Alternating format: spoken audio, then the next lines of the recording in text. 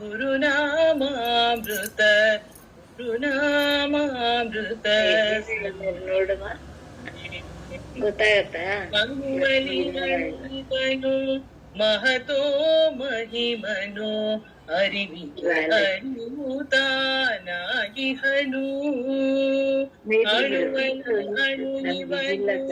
ಮಹತೋ ಮಹಿಮನು ಅರಿವಿಗೆ ಅರಿವುತಾನಾಗಿಹನು ರವಿಯನು ಮೀರಿಸೋ ತೇಜಸ್ವಿ ರೂಪನು ರವಿಯನು ಮೀರಿಸೋ ತೇಜಸ್ವಿ ರೂಪನು ಚೈತನ್ಯ ನೀಡುವ ಚಿನ್ಮಯನು ಚೈತನ್ಯ ನೀಡುವ ಚಿನ್ಮಯನು ಗುರುನಾಮಾಮೃತ ಗುರುನಾಮಾಮೃತ ಗುರುನಾಮಾಮೃತ ಸವಿಮನವೇ ಗುರು ಸೇವೆ ಗೈವವಗೆ ಭವದ ಬಂಧನವಿಲ್ಲ ಎಂಬುದರಿತು ನಡೆ ಮನವೇ ಗುರುನಾಮಾಮೃತ ಗುರುನಾಮಾಮೃತ ಗುರುನಾಮಾಮೃತ ಸವಿಮನವೇ ಗುರುನಾಮಾಮೃತ ಸವಿಮನವೇ. ஓகேங்களா? அது நீங்க எல்லாம் பாருங்க. ಉಮಾ ಮೇಡಮ್, ಅನ್ಸಿಯಾ ಮೇಡಮ್, ದಯವಿಟ್ಟು ಸೂತ್ರಗಳಲ್ಲಿ ಅದ್ವೈತ ಸಿದ್ಧಾಂತದ ತತ್ವ ಎಂಬ ಶೀರ್ಷಿಕೆ ಅಡಿ ಇನ್ನು ಮುಂದೆ ನಡೆಯುವಂತಹ ವಿಚಾರಧಾರೆಗಳ ಸರಣಿಯಲ್ಲಿ ಇಂದು ವಿಷ್ಣು ಷಟ್ಪದಿಯ ಬಗ್ಗೆ ಮಾತನಾಡಲು ನಮ್ಮ ಅರಿವನ್ನ, ಜ್ಞಾನದ ಹಸಿವನ್ನ ನೀಗಿಸಲು ಆಗಮಿಸಿರುವಂತಹ ವಿಶೇಷ ಅತಿಥಿಗಳಾದ ಶ್ರೀಯುತ ಟಿ.ಬಿ. ಲಕ್ಷ್ಮಣ್ ರಾವ್ ಇವರಿಗೆ ಎಲ್ಲಾ ಗುರುಬಂಧುಗಳ ಪರವಾಗಿ ಹೃತ್ಪೂರ್ವಕವಾದ ಸ್ವಾಗತವನ್ನ ಬಯಸ್ತಾ ಇದ್ದೇನೆ. ಹಾಗೆ ನಮ್ಮ ಎಲ್ಲಾ ಕಾರ್ಯಕ್ರಮಗಳ ಮೂಲಕ ನಮ್ಮನ್ನ ಒಳ್ಳೆಯ ದಾರಿಯಲ್ಲಿ ಮುನ್ನಡೆಸ್ತಾ ಇರುವಂತಹ ನಮ್ಮ ಗುರುಗಳಾದ ಶ್ರೀ ನಾಗೇಶ್ ಕುಮಾರ್ ಮಹೋದಯ ಅವರಿಗೂ ಸ್ವಾಗತ. ಹಾಗೆ ಇಲ್ಲಿ ನೆರೆದಿರುವಂತಹ ಎಲ್ಲಾ ಗುರುಬಂಧುಗಳಿಗೆ ಹಾಗೂ ಅವರ ಬಂಧುಗಳಿಗೆ ಎಲ್ಲರಿಗೂ ಪ್ರೀತಿಪೂರ್ವಕವಾದ ಸ್ವಾಗತವನ್ನ ಬಯಸ್ತಾ ಇದ್ದೇನೆ. ಮಹೋದಯ, ವಿಶೇಷ ಅತಿಥಿಗಳ ಪರಿಚಯದ ಮೊದಲು ನೀವೇನಾದ್ರು ಒಂದೆರಡು ಪ್ರಾಸ್ತಾವಿಕ ಮಾತಾಡ್ತೀರಾ?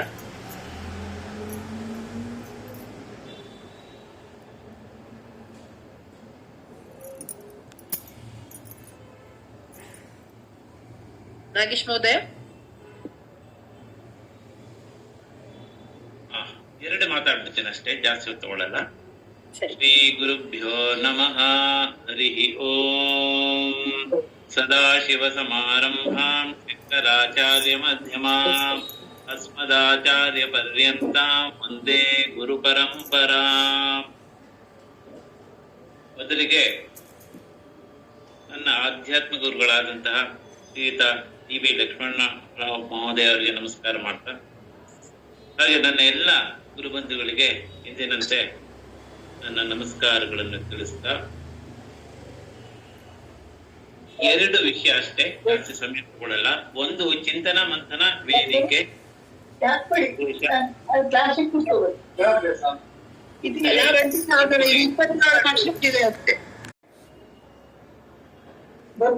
ಪ್ರಾರಂಭ ಆಗಿ 2023 133ನೇ ಜನ್ಮದಿನದಂದು ಡಿ.ವಿ.ಜಿ ಅವರ ಜನ್ಮದಿನದಂದು ಪ್ರಾರಂಭವಾಯಿತು.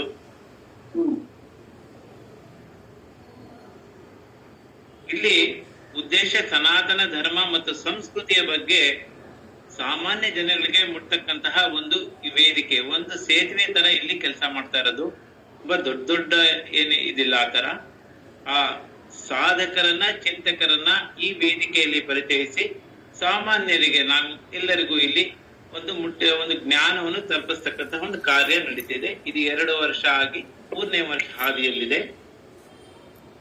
ಇದಿಷ್ಟು ಒಂದು ಸಣ್ಣ ಪರಿಚಯ. ಹಾಗೆ ಇವತ್ತು ನಮ್ಮ ಜೊತೆ ನಮ್ಮ ಗುರುಗಳಾದಂತಹ ಟಿ.ಬಿ. ಲಕ್ಷ್ಮಣರಾವ್ ಇದ್ದಾರೆ. ನನ್ನ ಒಂದು ಪರಿಚಯ ಅವರೇ ಹೇಳಿದ್ರು ಪ್ರಾರಂಭದಲ್ಲಿ. ಸುಮಾರು 23-24 ವರ್ಷ, 2002 2003 ಅನ್ಸುತ್ತೆ ಬಹುಶಃ, ಆ ಸಮಯದಲ್ಲಿ ಅವರ ಒಂದು ಪರಿಚಯ ಆಯ್ತು. ಅದು ನಮ್ಮ ವೇದಾಂತ ಬುಕ್ ಹೌಸ್ ಗೋಪಿ ಅಂತಿದ್ದಾರೆ, ಅವ್ರ ಮೂಲಕ. ಅಲ್ಲಿಂದ ನಮಗೊಂದು ಸ್ವಲ್ಪ ಅಧ್ಯಾತ್ಮದ ಹಸಿವಿದ್ದಿಂದ ಸಾಕಷ್ಟು ಮಾರ್ಗದರ್ಶನವನ್ನು ಅವ್ರು ಹೇಳಿದ್ರು ಏನಿಲ್ಲ ಅಂತ ಅದು ಪಡ್ಕೊಂಡಿರೋದು ನನಗೆ ಗೊತ್ತು, ಎಷ್ಟೆಷ್ಟು ಒಳ್ಳೊಳ್ಳೆ ವಿಷಯಗಳನ್ನ ಯಾವ ರೀತಿ ಮಾರ್ಗದರ್ಶನ ಮಾಡಿದ್ದಾರೆ ಅಂತ ಹೇಳಿ.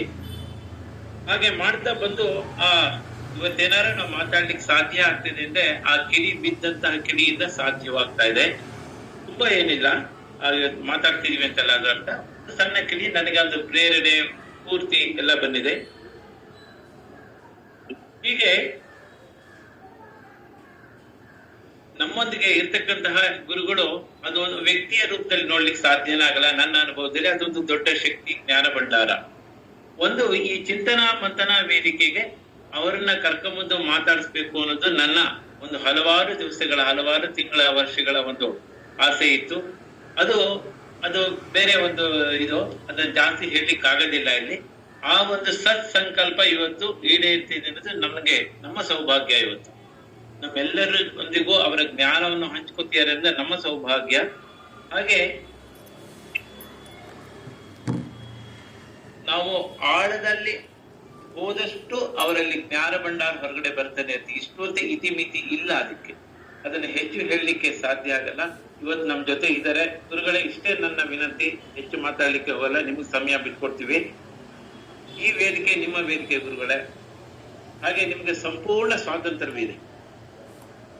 ಏನ್ ತಿಳಿಸ್ಬೇಕು ಅಂತಿದ್ದೀರೋ, ಏನ್ ನಮಗೆ ಹೇಳ್ಬೇಕು ಅಂತಿದ್ರು ಎಲ್ಲವನ್ನು ಹೇಳ್ತಕ್ಕಂತ ಸ್ವಾತಂತ್ರ್ಯ ತಮಗೆ ಇದೆ. ನಿಮ್ದು ಅಂತ ತಿಳ್ಕೊಂಡು ಇವತ್ತಿನ ಕಾರ್ಯಕ್ರಮವನ್ನ ನೆರವೇರಿಸ್ಕೊಡಿ ಅಂತ ಹೇಳಿ ನಾನಲ್ಲಿ ವಿನಂತಿಸ್ಕೊತಾ ಇದ್ದೀನಿ ಅಂತ ತಿಳಿಸ್ತಾ ನನ್ನ ಈ 2 ಮಾತುಗಳನ್ನು ಸುಸಂಪನ್ನಗೊಳಿಸ್ತಿದ್ದೇನೆ. ಧನ್ಯವಾದಗಳು. ಹರಿ ಓಂ ಸರ್. ಧನ್ಯವಾದ ಮಹೋದಯ. ಈಗ ನಮ್ಮ ಇಂದಿನ ಅತಿಥಿಗಳ ಕಿರು ಪರಿಚಯ.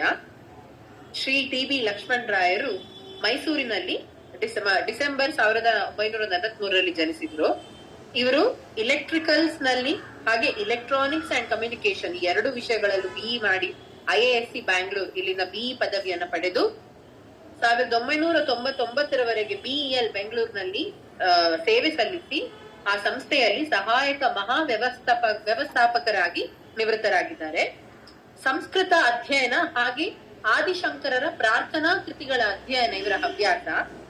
ತ್ರಿಪುರ ರಹಸ್ಯ, ಮಹಾತ್ಮ್ಯಾಖಂಡ ಅದನ್ನ ಇಂಗ್ಲಿಷ್ಗೆ, ಹಾಗೆ ಭಕ್ತಿ ಸುಧಾ ತರಂಗಿಣಿ, ಭಕ್ತಿ ಸುಧಾ ವರ್ಷಿಣಿ, ಲಲಿತಾಸ್ತವ ನವಮಣಿಮಾಲ ಮೊದಲಾದ ಕೃತಿಗಳನ್ನ ಅನುವಾದಿಸಿದ್ದಾರೆ.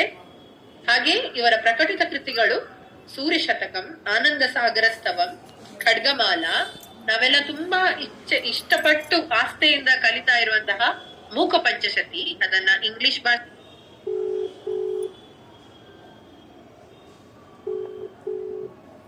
ನಂದಲಹರಿ, ಮಹಾಗಣಪತಿ ಸ್ತೋತ್ರಗಳು, ಸುಬ್ರಹ್ಮಣ್ಯ ಸ್ತೋತ್ರಗಳು, ದುರ್ಗಾ ಚಂದ್ರಕಲಾ ಸ್ತೋತ್ರ, ಶಕ್ತಿ ಗೀತೆಗಳು, ಹೀಗೆ ಇತ್ಯಾದಿ ಅನೇಕ ಸ್ತೋತ್ರಗಳನ್ನ ಪ್ರಕಟಿಸಿದ್ದಾರೆ. ನಮ್ಮೆಲ್ಲರ ನೆಚ್ಚಿನ ಗೋಖಲೆ ಸಾರ್ವಜನಿಕ ವ್ಯವಹಾರ ಸಂಸ್ಥೆಯಲ್ಲಿ ವಿವಿಧ ಪ್ರಾರ್ಥನಾ ಕೃತಿಗಳ ಕುರಿತು ಉಪನ್ಯಾಸಗಳನ್ನು ನೀಡಿದವರಾಗಿದ್ದಾರೆ. ಹಲವಾರು ದೇವತೆಗಳ ಕುರಿತು ಪ್ರಾರ್ಥನೆಗಳನ್ನ ರಚಿಸಿದ್ದಾರೆ. ಭಕ್ತ ಕವಿ ಎಂಬ ಹೆಸರಿನಿಂದ ಗುರುತಿಸಿಕೊಂಡಿದ್ದಾರೆ. ಪ್ರಸ್ತುತ ಅವರು ಆಸ್ಟ್ರೇಲಿಯಾದ ಸಿಡ್ನಿಯಲ್ಲಿ ನೆಲೆಯೂರಿದ್ದರೂ ನಮ್ಮೆಲ್ಲರ ಮೇಲಿನ ಪ್ರೀತಿಯಿಂದ ನಮ್ಗೆ ವಿಷ್ಣು ಷಟ್ಪದಿಯ ಮೇಲೆ ಇಂದು ಬೆಳಕನ್ನ ಚೆಲ್ಲಿಕೆ ತನ್ನ ಸಮಯವನ್ನ, ಅಮೂಲ್ಯವಾದ ಸಮಯವನ್ನ ಮುಡಿಪಾಗಿಟ್ಟುಕೊಂಡು ಇಂದು ನಮ್ಮ ಈ ಕಾರ್ಯಕ್ರಮಕ್ಕೆ ಆಗಮಿಸಿದ್ದಾರೆ. ಅವರಿಗೆ ಮಗದೊಮ್ಮೆ ನಮ್ಮೆಲ್ಲಾ ಗುರು ಬಂಧುಗಳ ಪರವಾಗಿ ಪ್ರೀತಿಪೂರ್ವಕವಾದ ಸ್ವಾಗತವನ್ನ ಬಯಸ್ತಾ, ಇಂದಿನ ವಿಷಯ ಶ್ರೀ ವಿಷ್ಣು ಷಟ್ಪದಿ, ಈ ವಿಷಯದ ಕುರಿತು ಬೆಳಕು ಚೆಲ್ಲಬೇಕಾಗಿ ಕೇಳ್ಕೊಳ್ತಾ ಇದ್ದೀನಿ.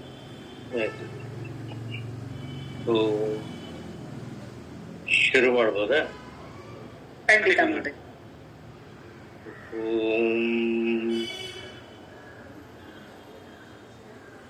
ಮೊಟ್ಟ ಮೊದಲು ನಾನು 1-2 ಶ್ಲೋಕಗಳು ಹೇಳಿ ಶುರು ಮಾಡ್ತೀನಿ. ಓಂ ಶ್ರೀ ಗುರುಭ್ಯೋ ನಮಃ. ಹರಿ ಓಂ. ಗುರುರ್ ಬ್ರಹ್ಮ ಗುರುರ್ ವಿಷ್ಣು ಗುರುರ್ದೇವೋ ಮಹೇಶ್ವರಃ. ಗುರು ಸಾಕ್ಷಾತ್ ಪರಂ ಬ್ರಹ್ಮ ತಸ್ಮೈ ಶ್ರೀ ಗುರವೇ ನಮಃ. ಶುಕ್ಲಾಂಬರಧರಂ ವಿಷ್ಣುಂ ಶಶಿವರ್ಣಂ ಚತುರ್ಭುಜಂ ಪ್ರಸನ್ನವದನಂ ಧ್ಯಾಯೇತ್ ಸರ್ವವಿಘ್ನೋಪಶಾಂತಯೇ. ಶಕ್ತಿಹಸ್తం ವಿರೂಪಾಕ್ಷಂ ಶಿಖಿವಾಹಂ ಷಡಾನನಂ ಕುಮಾರಂ ರಿಪುರೋಗಘ್ನಂ ಭಾವಯೇ ಕುಕ್ಕುಟಧ್ವಜಂ. ಕ್ಲೇಶಾಪಹಾಂ ಪ್ರಣಮತಾಂ ಕರುಣಾಧನೈಕ ಕೋಶಾಯಿತಾಂ ಗುಣನಿಧಿಂ ಸುಕೃತೈಕಗಮ್ಯಾಂ ನೈಷಾಕರಾಂ ಶುಧಬಲಾಂ ನಿಖಿಲೇಷ್ಟದಾತ್ರೀಂ ಶ್ರೀ ಶಾರದಾಂ ಭಗವತೀಂ ಶರಣಂ ಭಜಾಮಹ. ಶಂಕಾರೂಪೇಣ ಮಚ್ಚಿತ್ತಂ ಪಂಕೀಕೃತಮಭೂತ್ಯಯ ಕಿಂಕರೀಯಸ್ಯ ಸಾಮಾಯ ಶಂಕರಾಚಾರ್ಯಮಾಶ್ರಯೇ ಶ್ರುತಿಸ್ಮೃತಿಪುರಾಣಾನಾಂ ಆಲಯಂ ಕರುಣಾಲಯಂ ನಮಾಮಿ ಭಗವತ್ಪಾದಶಂಕರಂ ಲೋಕಶಂಕರಂ. ಮೂಕಂ ಕರೋತಿ ವಾಚಾಲಂ ಪಂಗುಂ ಲಂಘಯತೆ ಗಿರಿಂ ಯತ್ಕೃಪಾತಮಹಂ ವಂದೇ ಪರಮಾನಂದಮಾಧವಂ. ಈ ಚಿಂತನ ಮಂಥನ ವೇದಿಕೆಯ ಸಂಸ್ಥಾಪಕರಾದ ಶ್ರೀಮಾನ್ ನಾಗೇಶ್ ಅವರಿಗೆ ಮತ್ತು ಕಾರ್ಯಕರ್ತ ಸದಸ್ಯರುಗಳಿಗೆ, ಪ್ರತಿಯೊಬ್ಬರ ಸದಸ್ಯರುಗಳಿಗೂ ನನಗೆ ಈ ಒಂದು ಅವಕಾಶ, ಭಗವಂತನ ಬಗ್ಗೆ ಚಿಂತನೆ ಮಾಡೋ ಒಂದು ಅವಕಾಶ ಮಾಡಿಕೊಟ್ಟಿದ್ದಕ್ಕೆ ಧನ್ಯವಾದಗಳು. ಅವರು ಪರಿಚಯ ಮಾಡಿಕೊಟ್ಟಂಗೆ ನನಗೆ ಸ್ತೋತ್ರ ಕಾವ್ಯಗಳಲ್ಲಿ ತುಂಬಾ ಅಭಿರುಚಿ ಇತ್ತು. ಚಿಕ್ಕ ವಯಸ್ಸಿನಿಂದಾನೇ ಎಲ್ಲ ಸ್ತೋತ್ರಗಳು ಓದೋದು. ಹಾಗೆ ಕೊನೆಗೆ ಶ್ರೀ ಸಚ್ಚಿದಾನಂದ ಶಿವಾಭಿನವ ನರಸಿಂಹ ಭಾರತಿ ಸ್ವಾಮಿಗಳ ಭಕ್ತಿ ಸುಧಾ ತರಂಗಿಣಿ, ಚಂದ್ರಶೇಖರ ಭಾರತಿಗಳ ಭಕ್ತಿ ಸುಧಾ ವರ್ಷಿಣಿ ಎಲ್ಲ ಕನ್ನಡಕ್ಕೆ ತರ್ಜುಮೆ ಮಾಡುವಂತ ಎಲ್ಲ ಗುರುಗಳ ಕೃಪೆ ಅಂತ ಅನ್ಕೊಂಡು ಇಲ್ಲಿ 2 ತಿಂಗಳಿಗೊಂದು ಉಪನ್ಯಾಸ ಆಗೋದ್ರಿಂದ ದೊಡ್ಡದಾದ ವರ್ಷ ತಗೊಂಡ್ರೆ ಕಂಟಿನ್ಯೂಟಿ ಅದಕ್ಕೆ ಒಂದೆರಡು ಸ್ವಲ್ಪ ತಗೋಣ. ಅದಕ್ಕೆ ಅಲ್ಪಾರಂಭ ಕ್ಷೇಮಕರ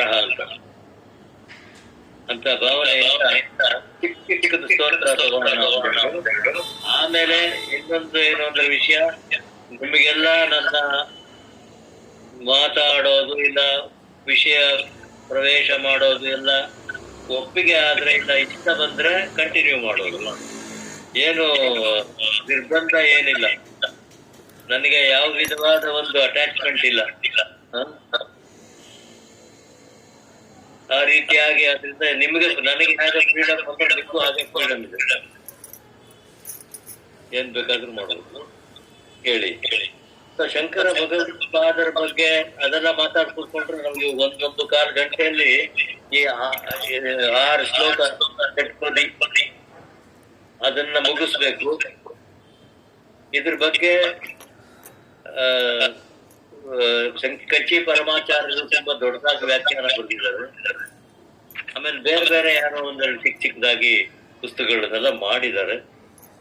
ಎಡತೊರೆ ಸ್ವಾಮಿಗಳು, ಅದೇ ವೇದಾಂತ ಭಾರತಿಯವರು ಎಲ್ಲ ಶಂಕರ ಸ್ತೋತ್ರಗಳೆಲ್ಲ ಮಾಡುವಾಗ ವಿಷ್ಣು ಸ್ತೋತ್ರಾಣಿ ಅನ್ನೋ ವಾಲ್ಯೂಮ್ ನಲ್ಲಿ ಇದಕ್ಕೆ ತಾತ್ಪರ್ಯ ಬರೆಸಿದ್ದಾರೆ. ಸೊ ಆಗ ಅಲ್ಲೆಲ್ಲ ಸಿಗುತ್ತೆ ನಿಮ್ಗೆ. ಇದು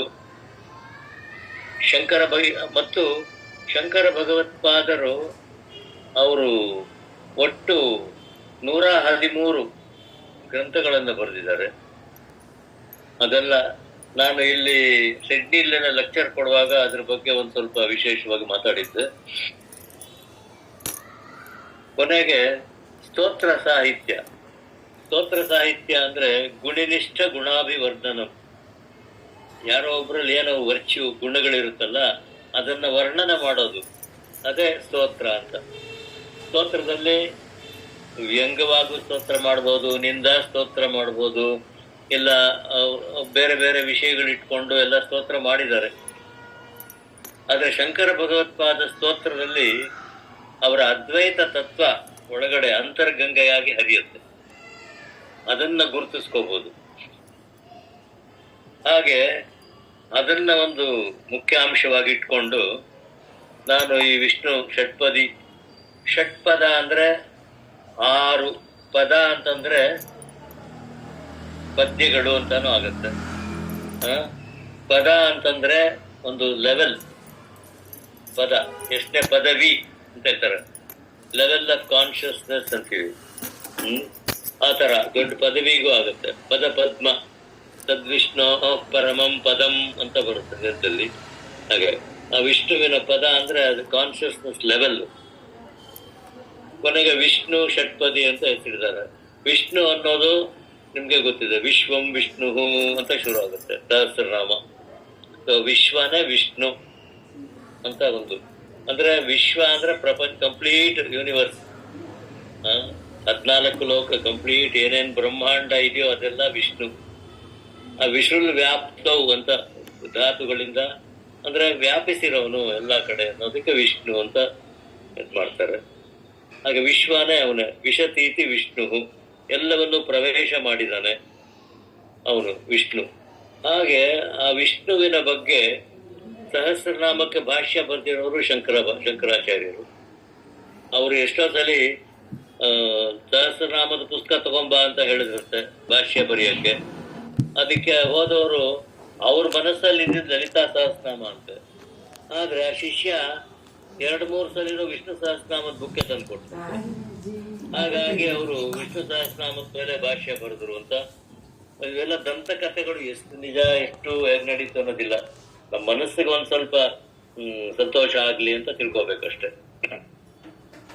ಆದ್ರೂ ವಿಷ್ಣು ಸಹಸ್ರನಾಮದ ಮೇಲೆ ಅತ್ಯದ್ಭುತವಾದ ಭಾಷ್ಯ ಬರ್ತಿದ್ದಾರೆ. ಆಮೇಲೆ ವಿಷಯ ಪ್ರವೇಶ ಹೋಗ್ಬೇಕಾದ್ರೆ ಒಂದು ನಾವು, ಯಾಕಂದ್ರೆ ಇಲ್ಲಿ ಯಾವ್ಯಾರ ಇದಕ್ಕೆ ಭಾಗವಹಿಸಿದಿರೋ ಎಲ್ಲಾರ್ಗು ದೇವರಲ್ಲಿ ನಂಬಿಕೆ ಇರೋರೆ ಅಲ್ವಾ. ದೇವರಲ್ಲಿ ನಂಬಿಕೆ ಇರೋದ್ರಿಂದ ನಾನು ವಿಶೇಷವಾಗಿ ದೇವರನ್ನ ನಂಬಿ ಅಂತ ಯಾವುದೋ ಒಂದು ಮಾತುಗಳಿಂದ ನಿಮ್ಮನ್ನೆಲ್ಲ ಒಪ್ಪಿಸ್ಬೇಕಾಗಿಲ್ಲ. ಇದ್ರ ಬಗ್ಗೆ ನೀವು ಬೇರೆ ಬೇರೆ ಉಪನ್ಯಾಸಗಳಲ್ಲಿ ನಿಮ್ಗೆ ಏನೇನೋ ಬಂದಿರುತ್ತೆ ವಿಷಯಗಳು. ಆದ್ರೆ ನಾನು ಇಷ್ಟು ದಿನ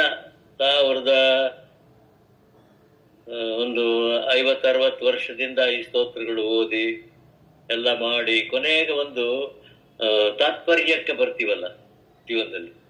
ಇವಾಗ ನನಗೆ 82ನೇ ವಯಸ್ಸಿನಲ್ಲಿ ನಡೀತಾ ಇದೆ. ಆ ಪರಮಾತ್ಮ ಇಷ್ಟು ದಿನ ನನಗೆ ಆಯುಸ್ ಕೊಟ್ಟು ಇನ್ನ ಅವನ್ ಚಿಂತನೆ ಮಾಡೋದಕ್ಕೆ ಅವಕಾಶ ಕೊಟ್ಟಿದ್ದಾನಲ್ಲ. ಹಾಗೆ ಸೊ ಆ ಪರಮಾತ್ಮ ಅಂದ್ರೆ ಯಾರು, ಈ ಪ್ರಪಂಚವೆಲ್ಲ ಹ್ಯಾಕ್ ಬಂತು, ಎಲ್ಲಿಂದ ಬಂತು, ಯಾಕಕ್ ಮಾಡ್ತಾ ಇದ್ದಾನೆ, ಅವನ್ಗೇನ್ ಬೇರೆ ಕೆಲ್ಸ ಇಲ್ವಾ, ನಮ್ಗೆ ಯಾಕೆ ಹುಟ್ಟಿಸಿ ಕಷ್ಟ ಕೊಡ್ಬೇಕು ಅಲ್ವಾ. ಈ ತರ ಆಳವಾದ ಚಿಂತನೆ ಎಲ್ಲ ಮಾಡ್ಬೇಕಾದ್ರೆ ಅದಕ್ಕೆ ಬೇರೆ ತರ ಒಂದು ಉಪನಿಷತ್ತುಗಳು ಅವೆಲ್ಲ ತುಂಬಾ ಆಳವಾಗಿ ಓದಿದ್ರೆ ಉತ್ತರ ಸಿಗುತ್ತೆ. ಉತ್ತರ ಸಿಗಲ್ಲ ಅಂತಲ್ಲ, ಆದ್ರೆ ಒಂದಕ್ಕೆ ಉತ್ತರ ಇಲ್ಲ ಅಂದ್ರೆ ಯಾತಕ್ಕಾಗಿದೆ ಈ ಪ್ರಪಂಚ ಹೇಗೆ ಅನ್ನೋದು ಯಾರೂ ಉತ್ತರ ಕೊಟ್ಟಿಲ್ಲ ಇದುವರೆಗೂ. ಬ್ರಹ್ಮಸೂತ್ರನೂ ಕೊಡಲ್ಲ, ಉಪನಿಷತ್ತು ಕೊಡಲ್ಲ, ಏನಿಲ್ಲ. ಬ್ರಹ್ಮಸೂತ್ರನೇ ಲೀಲಾವತ್ತು ಕೈವಲ್ಯ ಬಂದ್ಬಿಟ್ಟು ಅವನ್ ಲೀಲೆ ಅಂತ ಹೇಳ್ಬಿಟ್ರು. ಆಟ ಯಾಕೆಂದ್ರೆ ಆಗ ಮಗು ಆಡುತ್ತೆ. ಮಗು ಯಾತಕ್ಕೆ ಈ ಬೊಂಬೆ ಬಿಟ್ಬಿಟ್ಟು ಇನ್ನೊಂದು ಬೊಂಬೆ ತಗೊಳ್ತು ಅಂದ್ರೆ ಅದಕ್ ಗೊತ್ತಷ್ಟೇ. ಬೇಜಾರ, ಅದಕ್ಕೇನೋ ಅದ್ ಬೇಡ ಅನ್ನಿಸ್ತು, ಇನ್ನೊಂದು ತಗೊಳ್ತು. ಹಾಗೆ ಅದಕ್ಕೆ ಲಾಜಿಕಲ್ ಆಗಿ ಯಾರು ಇದು ಈ ಕಾರಣಕ್ಕೇನೆ ಅದು ಆ ಬೊಂಬೆ ಬೇಡ ಅಂತ ಹೇಳಕ್ಕಾಗಲ್ಲ. ಹಾಗೆ ಅವನ ಒಂದು ಸೃಷ್ಟಿಯ ಮೂಲವನ್ನ ಯಾರು ಕಂಡಿಡಿಯಕ್ ಆಗಿಲ್ಲ, ಇದುವರೆಗೂ ಕಂಡಿಡಿಯಕ್ ಆಗೋದು ಇಲ್ಲ. ಯಾಕೆಂದ್ರೆ ಅದು ಆ ಬೀಗಕ್ಕೆ ಅವನು ಯಾರಿಗೂ ಕೊಡಲ್ಲ. ಇವಾಗ ಕೊಟ್ಟಿರೋ ಅಷ್ಟರಲ್ಲೇ ರಾದ್ದಾಂತ ಮಾಡ್ತಾರೆ ಸೈನ್ಸ್ನವರು ಎಲ್ಲರೂ. ಹಾಗಾಗಿ ನಮ್ಗೆ ನಂಬಿಕೆ ಇರೋರು ನಾವೆಲ್ಲ ಇವತ್ತು ಸೇರಿರೋರೆಲ್ಲ ನಂಬಿಕೆ ಇರೋರು. ಸೊ ನನ್ನ ಕನ್ವಿಕ್ಷನ್ ಏನಂದ್ರೆ ಎಲ್ಲವನ್ನು ಒಂದು ನಿಯಮಿತವಾಗಿ ನಡೆಸ್ತಾ ಇರೋ ಒಂದು ಶಕ್ತಿ ಇದೆ, ಅದು ಪರಬ್ರಹ್ಮ ಅಂತಾರೆ. ಆ ಪರಬ್ರಹ್ಮನೇ ಪುರುಷ ಪ್ರಕೃತಿ ಆಗಿ ಮಾಯೆ, ಪ್ರಕೃತಿ ಅಂದ್ರೆ ಮಾಯೆ ಆಗಿ ಇದನ್ನ ನಡೆಸ್ತಾ ಇದೆ ಅಂತ ಅಷ್ಟೇ. ಕೊನೆಗೆ ಯಾವ ರೀತಿಯಾಗಿ ನೀವು ಉಪಾಸನೆ ಮಾಡಿದ್ರು ಕೊನೆಗೆ ಅಲ್ಲೇ ಹೋಗುತ್ತೆ. ಆಕಾಶಾತ್ ಪತಿತಂತೋಯಂ ಯಥಾ ಗಚ್ಚತಿ ಸಾಗರಂ ಸರ್ವದೇವ ನಮಸ್ಕಾರ ಕೇಶವಂ ಪ್ರತಿ ಗಚ್ಚತಿ ಅಂತ ಹೇಳ್ತಾರೆ. ಈಗ ಮಳೆ ನೀರು ಬಿದ್ದು ಎಲ್ಲಾ ನದಿಗಳು ಕೊನೆಗೆ ಸಮುದ್ರದಲ್ಲೇ ಹೋಗುತ್ತೆ, ತಿರ್ಗಾ ಆವಿಯಾಗಿ ಹೋಗುತ್ತೆ. ರೀಸೈಕ್ಲಿಂಗ್. ಸೊ ರೀಸೈಕ್ಲಿಂಗ್ ಇದು ದೇವ್ರಿಗೆ ನೋಡಿ ಎಷ್ಟು ಬುದ್ಧಿವಂತ, ಎಲ್ಲ ರೀಸೈಕಲ್ ಮಾಡ್ತಾನೆ. ಸಮುದ್ರ ಎಲ್ಲ ಒಣಗಿಸ್ಬಿಟ್ಟು ತಿರ್ಗಾ ನೀರ್ ತುಂಬಕ್ಕಾಗತ್ತ ಅದಕ್ಕೆ? ಆಗಲ್ಲ. ಸೊ ಅವನ್ ಬುದ್ಧಿಶಕ್ತಿ ನಮ್ಗೆ ಅರ್ಥ ಆಗಲ್ಲ. ಎಲ್ಲ ರೀಸೈಕ್ಲಿಂಗ್. ಮತ್ತೆ ನಮಗೂ ಅಷ್ಟೇ, ಮತ್ತೆ ಜನ್ಮ ಕೊಡ್ತಾನೆ, ಚಾನ್ಸಸ್ ಕೊಡ್ತಾನೆ ಉದ್ಧಾರ ಆಗ್ಲಿ ಅಂತ. ಈ ರೀತಿಯಾಗಿ ಯಾವ ವಿಷಯ ತಗೊಂಡ್ರು ರೀಸೈಕ್ಲಿಂಗು, ವೆರೈಟಿ, ಈ ತರ ಎಲ್ಲ ಆ ಒಂದು ಸೃಷ್ಟಿ ಇದೆ. ಇದು ಯಾತಕ್ಕೆ ಮಾಡ್ತಾ ಇದ್ದಾನೆ ಅಂತ ಅನ್ನೋದಕ್ಕೆ ಆನ್ಸರ್ ಇಲ್ಲ. ಆಮೇಲೆ ಹೇಗೆ ಆಗ್ತಾ ಇದೆ ಮ್ಯಾಟರ್ ಅಂಡ್ ಎನರ್ಜಿ ಕನ್ವರ್ಷನ್ ಈ ತರ ಹೇಳ್ತೀವಲ್ಲ, ಅದು ಹೇಗಾಗ್ತಾ ಇದೆ. ಇವಾಗ ನಮ್ಗೆ ಮ್ಯಾಟರ್ ಇಂದ ಎನರ್ಜಿ ಮಾಡಕ್ ಬರ್ತಾ ಇದೆ. ಜೋಗ್ ಫಾಲ್ಸ್ ಇಂದ ಎಲೆಕ್ಟ್ರಿಕಲ್ ಎನರ್ಜಿ ಮಾಡ್ತೀವಿ, ಆದ್ರೆ ಆ ಎನರ್ಜಿಯಿಂದ ಮ್ಯಾಟರ್ ಮಾಡಕ್ ಆಗ್ತಾ ಇಲ್ಲ. ಸ್ವಂತವಾಗಿ ಒಂದು ಹುಲ್ಲು ಗಡ್ಡಿ ಕೂಡ ತಯಾರಿಸಕ್ ಆಗ್ತಾ ಇಲ್ಲ. ಸೊ ಸೈನ್ಸ್ನವರು ಈ ಎನರ್ಜಿಯಿಂದ ಮ್ಯಾಟರ್ ಮಾಡೋದು ಕಲ್ತು ಬಿಟ್ರೆ that is the end of research. ನಿಮ್ಗೆ ಸ್ವಲ್ಪ ಸೈಂಟಿಫಿಕ್ ಬ್ಯಾಕ್ ಗ್ರೌಂಡ್ ಇದ್ರೆ ಅರ್ಥ ಆಗ್ಬೋದು. ಎನಿವೆ ಅವೆಲ್ಲ ಈಗ ಅಷ್ಟೊಂದು ಡೀಟೇಲ್ ಆಗಿ ಹೋಗಕ್ಕಾಗಲ್ಲ. ಸೊ ಹಾಗಾಗಿ ಸ್ತೋತ್ರದಲ್ಲಿ ಏನು ಅಂದ್ರೆ, ನಾವು ನಮ್ಮ ಮನಸ್ಸನ್ನ ದೇವರ ಹತ್ರ ಬಿಚ್ಚಿ ಹೇಳ್ಕೋಬಹುದು, ಏನ್ ಬೇಕಾದ್ರೂ ಮಾಡ್ಬೋದು, ಯಾರು ಇರಲ್ಲ. ಶಂಕರಾಚಾರ್ಯರು ಅವ್ರದ್ದು ಪ್ರಶ್ನೋತ್ತರ ರತ್ನ ಮಾಲಿಕೆಯಲ್ಲಿ ಹೇಳ್ತಾರೆ, ಎಲ್ಲದಕ್ಕಿಂತ ನಮ್ಗೆ ತುಂಬಾ ಮನಸ್ಸನ್ನ ಬರ್ಜಿ ತರ ಚುಚ್ಚುವಂತದ್ದು ಏನು ಅಂತ ತೊಂದ್ರೆ, ಒಳಗಡೆ ಅಂತರಂಗದಲ್ಲಿ ನಮ್ಗೆ ಚುಚ್ಚುತ್ತಾ ಇರೋ ವಿಷಯ ಅಂತದ್ ಯಾವುದು ಅಂದ್ರೆ ಪ್ರಚ್ಛನ್ನಂ ಯತ್ಕೃತಂ ಪಾಪಂ. ಯಾರಿಗೂ ಗೊತ್ತಿಲ್ಲದೆ ಒಂದು ತಪ್ಪು ಮಾಡ್ಬಿಟ್ಟಿದ್ದೀನಿ ನಾನು, ಅದನ್ನ ಹೇಳ್ಕೊಳಕ್ ಆಗಲ್ಲ ಯಾರ ಹತ್ರ.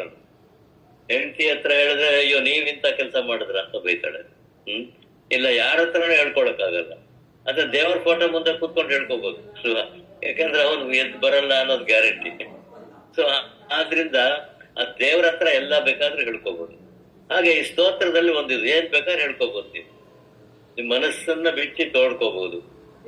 ಆ ಸ್ತೋತ್ರದಿಂದ ಏನಾಗತ್ತೆ, ಇನ್ನೊಂದು ಸ್ತೋತ್ರ ಮಾಡ್ಬೇಕಾದ್ರೆ ನಮ್ಗಿನ್ನ ಉನ್ನತ ಮಟ್ಟದಲ್ಲಿರೋರ್ನೇ ಸ್ತೋತ್ರ ಮಾಡೋದು, ಅದರಿಂದ. ಸೊ ನೀವು ನಿಮ್ಮ ಈಗೋ ಅಹಂಕಾರವನ್ನ ಬಿಟ್ಟು ಒಂದು ಅವ್ರ ಮುಂದೆ ಚರ್ಚೆ ಮಾಡ್ತೀರಾ. ಹೀಗೆ ಇದರಿಂದ ಆ ಸ್ತೋತ್ರಗಳ ಬೆನಿಫಿಟ್. ಹಾಗೆ ಸ್ತೋತ್ರ ಮಾಡೋದು ಇನ್ನೊಂದೇನಂದ್ರೆ, ತುಂಬಾ ಕ್ಲಿಷ್ಟವಾದ ವೇದಾಂತ ಚರ್ಚೆ ಅವೆಲ್ಲ ಬಿಟ್ಟು ಸ್ತೋತ್ರದಲ್ಲಿ ಸುಲಭವಾಗಿ ಹೇಳಿರ್ತಾರೆ, ಸುಲಭವಾಗಿ ಅದನ್ನು ನಿರೂಪಣೆ ಮಾಡಿರ್ಬೋದು. ಹಾಗಾಗಿ ಆ ಸ್ತೋತ್ರದ ವಿಚಾರ ಎಷ್ಟು ಹೇಳಿ, ಶಂಕರ ಭಗವತ್ಪಾದರು ಎಲ್ಲಾ ದೇವತೆಗಳ ಮೇಲೂ ಮಾಡಿದ್ದಾರೆ. ಎಲ್ಲ ಮಾಡಿ ವಿಷ್ಣು ಮೇಲೆ ಒಂದು ಚಿಕ್ಕ ಸ್ತೋತ್ರ, ವಿಷ್ಣು ಷಟ್ಪದಿ ಅಂತ 6 ಶ್ಲೋಕ ಇರೋದು. 7ನೇದು ಅದರದ್ದು ಒಂದು ಫಲಶ್ರುತಿ ತರ ಶ್ಲೋಕ. ಷಟ್ಪದ ಅಂದ್ರೆ ಹೇಳಿದೆ 6 ಪದ್ಯಗಳು. ಇನ್ನೊಂದು ಷಟ್ಪದ ಅಂದ್ರೆ ದುಂಬಿ ಅಂತ.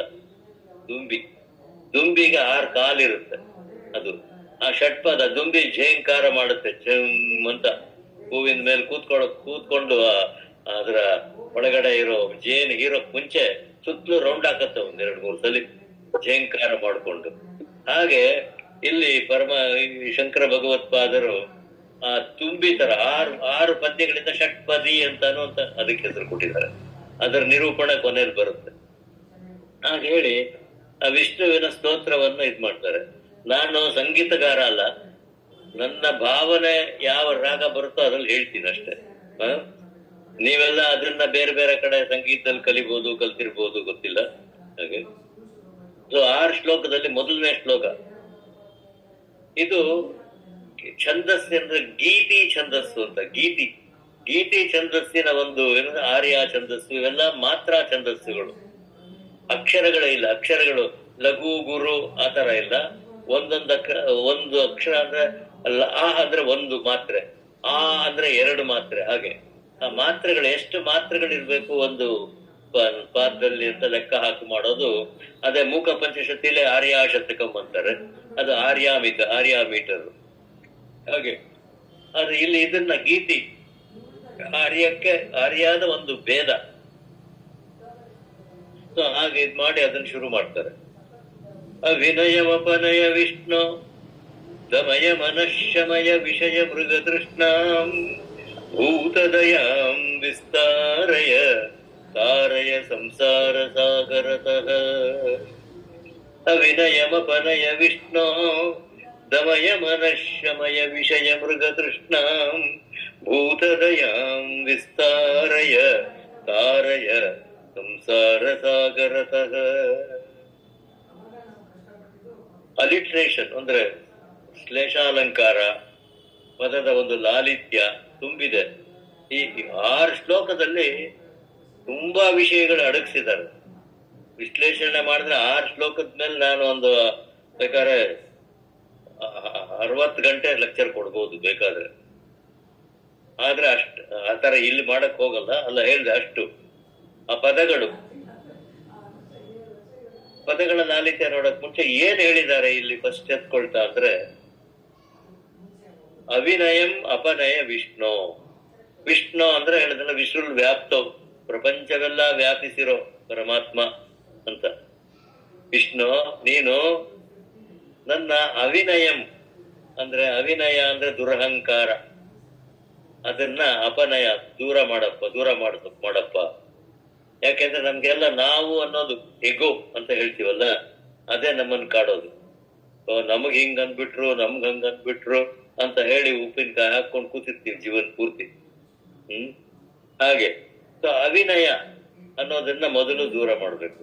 ಆ ಅವಿನಯ ಹೋದ್ರನೆ ನಾವು ಅದಕ್ಕೆ ಸಮರ್ಪಣೆ ಮಾಡ್ಕೊಳಕ್ಕಾಗತ್ತೆ, ಶರಣಾಗತಿ ಆಗಕ್ ಸಾಧ್ಯ ಆಗತ್ತೆ. ಅವಿನಯದಿಂದ ನಾನೇ ಜುಂಬಾ ಪಡ್ತಾ ಇದ್ರೆ ನಾನು ಯಾರಿಗೂ ತಲೆ ಬಗ್ಸಲ್ಲ. ಹಾಗೆ ಸೊ ಅವಿನಯವನ್ನ ದೂರ ಮಾಡು ಅಂತ ಕೇಳಿದ್ರು ವಿಷ್ಣು. ಆಮೇಲೆ ಅವಿನಯ ಅಂದ್ರೆ ನಾನು ಆಯ್ತು ನಮಸ್ಕಾರ ಮಾಡ್ತೀನಿ, ಆಯ್ತು ವಿನಯ, ಆದ್ರೆ ಒಳಗಡೆ ಮನಸ್ಸೇ ಆಗಿರುತ್ತೆ, ಊಟಾಟಿಕೆ ಮಾಡ್ತಾ ಇರ್ಬೋದು. ಅದಕ್ಕೆ ದಮಯ ಮನಃ, ನನ್ನ ಮನಸ್ಸು ನನ್ನ ಕಂಟ್ರೋಲ್ ಅಲ್ಲಿ ಇಲ್ಲ, ಅದನ್ನ ದಮಸ್ಸು ಅಂದ್ರೆ ಕಂಟ್ರೋಲ್ ತಗೊಂಬ, ದಮಯ ಮನಃ ಅಂತ ಹೇಳಿದ್ರು. ಆಮೇಲೆ ಮನಸ್ಸು ಕಂಟ್ರೋಲ್ ಇದ್ರು ನನಗೆ ಬೇರೆ ಬೇರೆ ಆಶಾಪಾಶೆಗಳಿದೆಯಲ್ಲ, ಅದು ಯಾವ್ದು ಇಂದ್ರಿಯಗಳಿಂದ ಜನಿತವಾದ್ದು. ನೋಡಿದ ತಕ್ಷಣ ನಂಗೆ ಅದ್ ಬೇಕು ಅನ್ಸುತ್ತೆ, ಇದ್ ಬೇಕು ಅನ್ಸುತ್ತೆ, ಇದನ್ನ ತಿನ್ನೋಣ ಅನ್ಸುತ್ತೆ, MTR ಇನ್ನೊಂದ್ಸಲಿ ಹೋಗೋಣ ಅನ್ಸುತ್ತೆ, ಹೀಗೆ ಈ ತರ ಈ ವಿಷಯ ವಾಸನೆ ಅದನ್ನು ಕೂಡ ಕರ್ಬ್ ಮಾಡ್ಬೇಕು, ಅದನ್ನು ಕೂಡ ನಾಶ ಮಾಡಪ್ಪ. ಶಮಯ, ಈ ದಮಯ ಶಮಯ ಅನ್ನೋದಕ್ಕೆ ಎರಡು ಹತ್ತತ್ರದ್ದ ಅರ್ಥನೇ. ಒಬ್ಬೊಬ್ರು ಅದನ್ನು ಶಂಕರಾಚಾರ್ಯರು ವಿವೇಕ ಚೂಡಾಮಣಿಯಲ್ಲಿ ಎರಡನ್ನ ಆಪೋಸಿಟ್ ಆಗಿ ಯೂಸ್ ಮಾಡಿದ್ದಾರೆ. ಇಲ್ಲಿ ಮನಸ್ಸಿಗೆ ದಮಯ ಅಂದಿದ್ದಾರೆ, ಇಂದ್ರಿಯಗಳನ್ನ ಶಮಯ ಅಂದಿದ್ದಾರೆ, ಆ ತರ ಮಾಡಿದ್ದಾರೆ, ಪರವಾಗಿಲ್ಲ. ಸೊ ದಮಯ ಮನಃ ಶಮಯ ವಿಷಯ ಮೃಗತೃಷ್ಣ, ವಿಷಯ ವಾಸನೆ ಅದು ಮೃಗತೃಷ್ಣ ಅಂತಂದ್ರೆ ಇದು ಮರುಭೂಮಿಯಲ್ಲಿ ಕಾಣುವಂತಹ ನೀರು ಕಂಡಂಗ್ ಕಾಣತ್ತಲ್ಲ, ಮೃಗತೃಷ್ಣ ಅಂತ ಕರೀತಾರೆ ಅದಕ್ಕೆ. ಮರೀಚಿಕೆ ಮೃಗತೃಷ್ಣ ಅಂತ ಯಾಕೆ ಹಾಕಿದ್ದಾರೆ ಅಂತಂದ್ರೆ, ಈ ಜಿಂಕಗಳ ಪಾಪ ಕಾಡು ಬಿಟ್ಬಿಟ್ಟು ಮರುಭೂಮಿಗೆ ಬಂದ್ಬಿಟ್ರೆ ನೀರ್ ಹುಡುಕೊಂಡು ಹೋಗತ್ತ, ಸಿಗಲ್ಲ. ಆದ್ರೆ ಅವಕ್ಕೂ ಎಲ್ಲೋ ಒಂದ್ ಕಡೆ ನೀರ್ ಕಂಡಂಗ್ ಕಾಣತ್ತೆ, ಹತ್ರ ಹೋದ್ರೆ ನೀರಿರಲ್ಲ, ಕೊನೆಗೆ ಸುಸ್ತಾಗ್ಬಿಡುತ್ತೆ. ಹಾಗೆ ನಾವು ಅಷ್ಟೇ, ಯಾವ್ದ್ರಲ್ಲೂ ಸುಖ ಕಾಣ್ತೀವಿ ಅಂತ ಹೋಗ್ತೀವಿ, ಕೊನೆಗೆ ಅದ್ರ ರಿಸಲ್ಟ್ ದುಃಖನೇ. ಆದ್ರಿಂದ ಅದಕ್ಕೆ ಮರೀಚಿಕೆ, ಅದನ್ನ ವಿಷಯ ಮೃಗತೃಷ್ಣ ಅಂತ ಕರೆದಿದ್ದಾರೆ. ಆ ಮೃಗ ಅನ್ನೋದೇನಂದ್ರೆ ಜಿಂಕೆ, ಚಂಚಲ, ಓಡಾಡ್ತಾ ಇರುತ್ತೆ ಇಲ್ಲಿಂದಲ್ಲಿ. ಅದಕ್ಕೆ ಆ ಜಿಂಕೆಯನ್ನ ಪರಮೇಶ್ವರ ಹತೋಟಿಲಿ ಇಟ್ಕೊಂಡಿದ್ದಾನೆ, ದಕ್ಷಿಣಾಮೂರ್ತಿ ರೂಪದಲ್ಲಿ, ಶಿವರೂಪದಲ್ಲಿ. ಹಾಗೆ ಈ ವಿಷಯ ವಾಸನೆ ಎಂಬ ಮೃಗತೃಷ್ಣ ಇದೆಲ್ಲ, ಅದನ್ನ ನಾಶ ಮಾಡು, ಅದನ್ನ ನಾಶ ಮಾಡ್ತಾರೆ. ಸೊ ಹೀಗೆ ಮನಸ್ಸು ಕಂಟ್ರೋಲ್ಗೆ ಬಂದು ಆಶಾಪಾಶಗಳಿಲ್ದೆ ಇದ್ದಾಗ ನಮ್ಮ ಮನಸ್ಸು ಶುದ್ಧಿ ಆಗುತ್ತೆ. ನಾವೆಲ್ಲರಲ್ಲೂ ಭೂತದಯಾಂ ವಿಸ್ತಾರಯ, ಎಲ್ಲರಲ್ಲೂ ಒಂದೇ ತರ ವರ್ತನೆ ಮಾಡೋದು, ಎಲ್ಲರಲ್ಲೂ ದಯೆ ತೋರಿಸೋ ಒಂದು ಕ್ವಾಲಿಟಿ ಡೆವಲಪ್ ಮಾಡ್ಕೋಬಹುದು. ಆಯ್ತಾ? ಸೊ ಈ ರೀತಿಯಾಗಿ ನಮ್ಮ ಮನಃಶುದ್ಧಿಯಾಗಿ ವಿನಯವಾಗಿದ್ದು ಶರಣಾಗತರಾಗಿ ಎಲ್ಲ ಆದಾಗ ಅಂತ ನನ್ನನ್ನ ಸಂಸಾರ ಸಾಗರತಃ ತಾರಯ, ಸಂಸಾರವೆಂಬ ಸಾಗರ, ಸಮುದ್ರ, ಅದನ್ನ ದಾಟ್ಸಪ್ಪ ನಾವು ನನಗೆ ಅಂತ ಕೇಳ್ಕೊಂಡ್ರೆ. ಸಂಸಾರ ಅಂದ್ರೆ ಇದು ಲಕ್ಷ್ಮೀ ನರಸಿಂಹ ಕರಾವಲಂಬ ಸ್ತೋತ್ರ ನೋಡಿರ್ಬೋದು ನೀವೆಲ್ಲ, ಅದ್ರೆಲ್ಲ ಬರ್ತಾರೆ ಸಂಸಾರ ದರ್ಪ ದಷ್ಟ, ತುಂಬಾ ಕಂಪೇರ್ ಮಾಡ್ತಾರೆ. ನಾನು ಚಿಕ್ಕ ವಯಸ್ಸಿನಲ್ಲಿದ್ದಾಗ ಓದ್ತಾ ಇದ್ದ ಸ್ತೋತ್ರ, ಹೋದಾಗ ಯಾಕೆ ಶಂಕರಾಚಾರ್ಯರು ಇದನ್ನ ಸಂಸಾರ ಭೀಕರ ಘೋರ ಅಂತ ತುಂಬಾ ಭಯಂಕರವಾಗಿ ಕಂಪೇರ್ ಮಾಡಿದಾರಲ್ಲ ಅಂತ. ಇವತ್ತು ಅವ್ರು ಕಂಪೇರ್ ಮಾಡಿರೋದು ಸಾಲದು, ಅದು ಅವ್ರಿಗೆ ಹೇಳಕ್ ಗೊತ್ತಾಗ್ತಾ ಇಲ್ಲ, ಅದಕ್ಕಿಂತ ಭೀಕರ ಈ ಸಂಸಾರ ಅನ್ನೋದು. ಹಾಗಾಗಿರೋದ್ರಿಂದ ಇದರಿಂದ ನನಗೆ ದಾಟ್ಸೋದಕ್ಕೆ ನೀನು ಬೋಟ್ ತರ ಆಗ್ಬೇಕು ಅಂತ. ಹಾಗೆ ಆದ್ರೆ ಹೀಗೆ ಹೇಳಿ ಈ ಸ್ತೋತ್ರದಲ್ಲಿ ಅವರು ಸಂಸಾರ ಯಾಕೆ ಅಂದ್ರೆ ಅದು ಪುನರಪಿ ಜನನಂ ಪುನರಪಿ ಮರಣಂ ಪುನರಪಿ ಜನನಿ ಜಠರೇ ಶಯನಂ ಇಹ ಸಂಸಾರೇ ಬಹುದುಸ್ತಾರೆ ಕೃಪಯಾಪಾರೇ ಬಾಯಿ ಮುರಾರೆ. ಅಲ್ಲೂ ಕೂಡ ಇಹ ಸಂಸಾರೇ ಬಹುದುಸ್ತಾರೆ, ಈ ಸಂಸಾರವನ್ನು ದಾಟಿಸು ಅಂತ ಹೇಳಿದ್ದಾರೆ. ಹಾಗಾಗಿ ಅವರು ಮೊದಲನೇ ಶ್ಲೋಕದಲ್ಲಿ ನಮ್ಮ ಅಹಂಕಾರ ನಾಶ, ಆಮೇಲೆ ಮನೋನಿಗ್ರಹ, ಇಂದ್ರಿಯ ನಿಗ್ರಹ, ಭೂತ ದಯೆ. ಅದು ನನ್ ಬರ್ತ್ ಸರ್ಟಿಫಿಕೇಟ್ ಅಲ್ಲಿ ನಿಂದು ಅಮ್ಮಂದು ಇನ್ಶಿಯಲ್ ಇಲ್ಲ. ಮ್ಯೂಟ್ ಮಾಡಿ ಸಾಕ್ಷಿ ಅವರೇ. ಇಂದ್ರ ದಯೆ, ಎಲ್ಲರಲ್ಲೂ ದಯೆ. ಹಾಗೆ ಅದಕ್ಕೆ ಕೊನೆಗೆ ಗೀತೆಯಲ್ಲಿ ಹೇಳ್ತಾರೆ, ಬಹೂನಾಂ ಜನ್ಮನಾಮಂತೆ ಜ್ಞಾನವಾನ್ ಮಾಂ ಪ್ರಪದ್ಯತೆ ವಾಸುದೇವ ಸರ್ವಮಿತಿ ಸಮಹಾತ್ಮ ಸುದುರ್ಲಭ ಅಂತ. ಎಲ್ಲರಲ್ಲೂ ಆ ವಾಸುದೇವನನ್ನು ನೋಡ್ಬೇಕು. ತುಂಬಾ ಕಷ್ಟ. ಲೆಕ್ಚರ್ ಕೊಡೋದು ಸುಲಭ, ಓದೋದು ಸುಲಭ, ಆ ರೀತಿಯಾಗಿ ಪ್ರಾಕ್ಟೀಸ್ ಮಾಡೋದು ಕಷ್ಟ. ಅದನ್ನ ಕೊನೆಗೆ ಅಭ್ಯಾಸ ಏನತ್ತು ಕೌಂತೆಯ ವೈರಾಗ್ಯೇಣ ಚಕ್ರಕ್ಯತೆ ಅಂತ ಎಲ್ಲ ಗೀತೆಯಲ್ಲಿ ಹೇಳಿದ್ದಾರೆ. ಹಾಗೆ ಹೇಳಿ ಕೊನೆಗೆ ಈ ಕ್ವಾಲಿಟಿಗಳೆಲ್ಲ ಡೆವಲಪ್ ಮಾಡಿದ್ರೆ ನಮಗೆ ಸಂಸಾರ ದಾಟೋದಕ್ಕೆ ಅವನು ಸಹಾಯ ಮಾಡ್ತಾನೆ. ಅವನಲ್ಲಿ ಶರಣಾಗತಿ ಆಗ್ಬೇಕು ಅಂತ ಮೊದಲನೇ ಶ್ಲೋಕದಲ್ಲಿ ಹೇಳಿದ್ರು. ಇಲ್ಲಿ ನೋಡಿ, ವಿಸ್ತಾರಯ, ಆಮೇಲೆ ತಿರ್ಗಾ ತಾರಯ, ಹಾಗೆ ರಿಪಿಟೇಷನ್ ವರ್ಡ್ಸ್ ಎಲ್ಲ. ಕೊನೆಯ ಪದದನ್ನ ವಿಸ್ತಾರಯ ಅನ್ನೋದ್ರಲ್ಲಿ ತಾರಯ ತಗೊಂಡು ತಾರಯ ಮಾಡ್ತಾರೆ. ಹಾಗೆ ಸಾಗರತಃ, ರಕಾರ ಸಕಾರ, ಇದರ ಪ್ರಾಸಗಳು, ದಮಯ ಶಮಯ ಅಪನಯ, ಈಗ ಶಬ್ದಾಲಂಕಾರಗಳು ಅದರಿಂದ ತುಂಬಿದೆ. ಅಲಂಕಾರ ಶಾಸ್ತ್ರದಿಂದ ವಿಶ್ಲೇಷಣೆ ಮಾಡಕ್ ಹೋದ್ರೆ ಅದಕ್ಕೆ 1-2 ಗಂಟೆ ಕಾಲ ಬೇಕು. ನೆಕ್ಸ್ಟ್ ಶ್ಲೋಕದಲ್ಲಿ ಕೊನೆಗೆ ಹೇಳ್ತಾ ಇದ್ದಾರೆ, ಸಂಸಾರ ಸಾಗರ ದಾಟ್ಸು ಅಂತಾರೆ. ಆದ್ರೆ ಅದನ್ನ ದಾಟೋದಕ್ಕೆ ಮಾರ್ಗ ಯಾವುದು ಅಂದ್ರೆ, ಫಸ್ಟ್ ಅವನಲ್ಲಿ ಶರಣಾಗತಿ ಆಗ್ಬೇಕು. ಅವನ ಪಾದಪದ್ಮದಲ್ಲಿ ನಂಬಿಕೆ ಇಟ್ಕೊಂಡು ಶರಣಾಗತಿ ಆಗ್ಬೇಕು. ನಾನು ಅನ್ನೋದು ಓದ್ತೆ ತಾನೆ ಶರಣಾಗತಿ ಆಗೋದು. ಆ ಪಾದ ಪದ್ಮ ಅಂತ ಹೇಳ್ತಾರಲ್ಲ, ಒಂದು ಲೆವೆಲ್ ಅಂತ ಕೂಡ ಹೇಳ್ತೀವಿ. ಆದ್ರೆ ಅದನ್ನ ಹೇಗೆ ಅದನ್ನ ಧ್ಯಾನ ಮಾಡ್ತಾರೆ. ನೆಕ್ಸ್ಟ್, ದಿವ್ಯ ಧುನಿ ಮಕರಂದೆ ಪರಿಮಲ ಪರಿಭೋಗ ಸಚ್ಚಿದಾನಂದೆ ಶ್ರೀಪತಿ ಪದಾರವಿಂದೆ ಭವಭಯಕೆ ದಚ್ಚಿದೆ ವಂದೇ.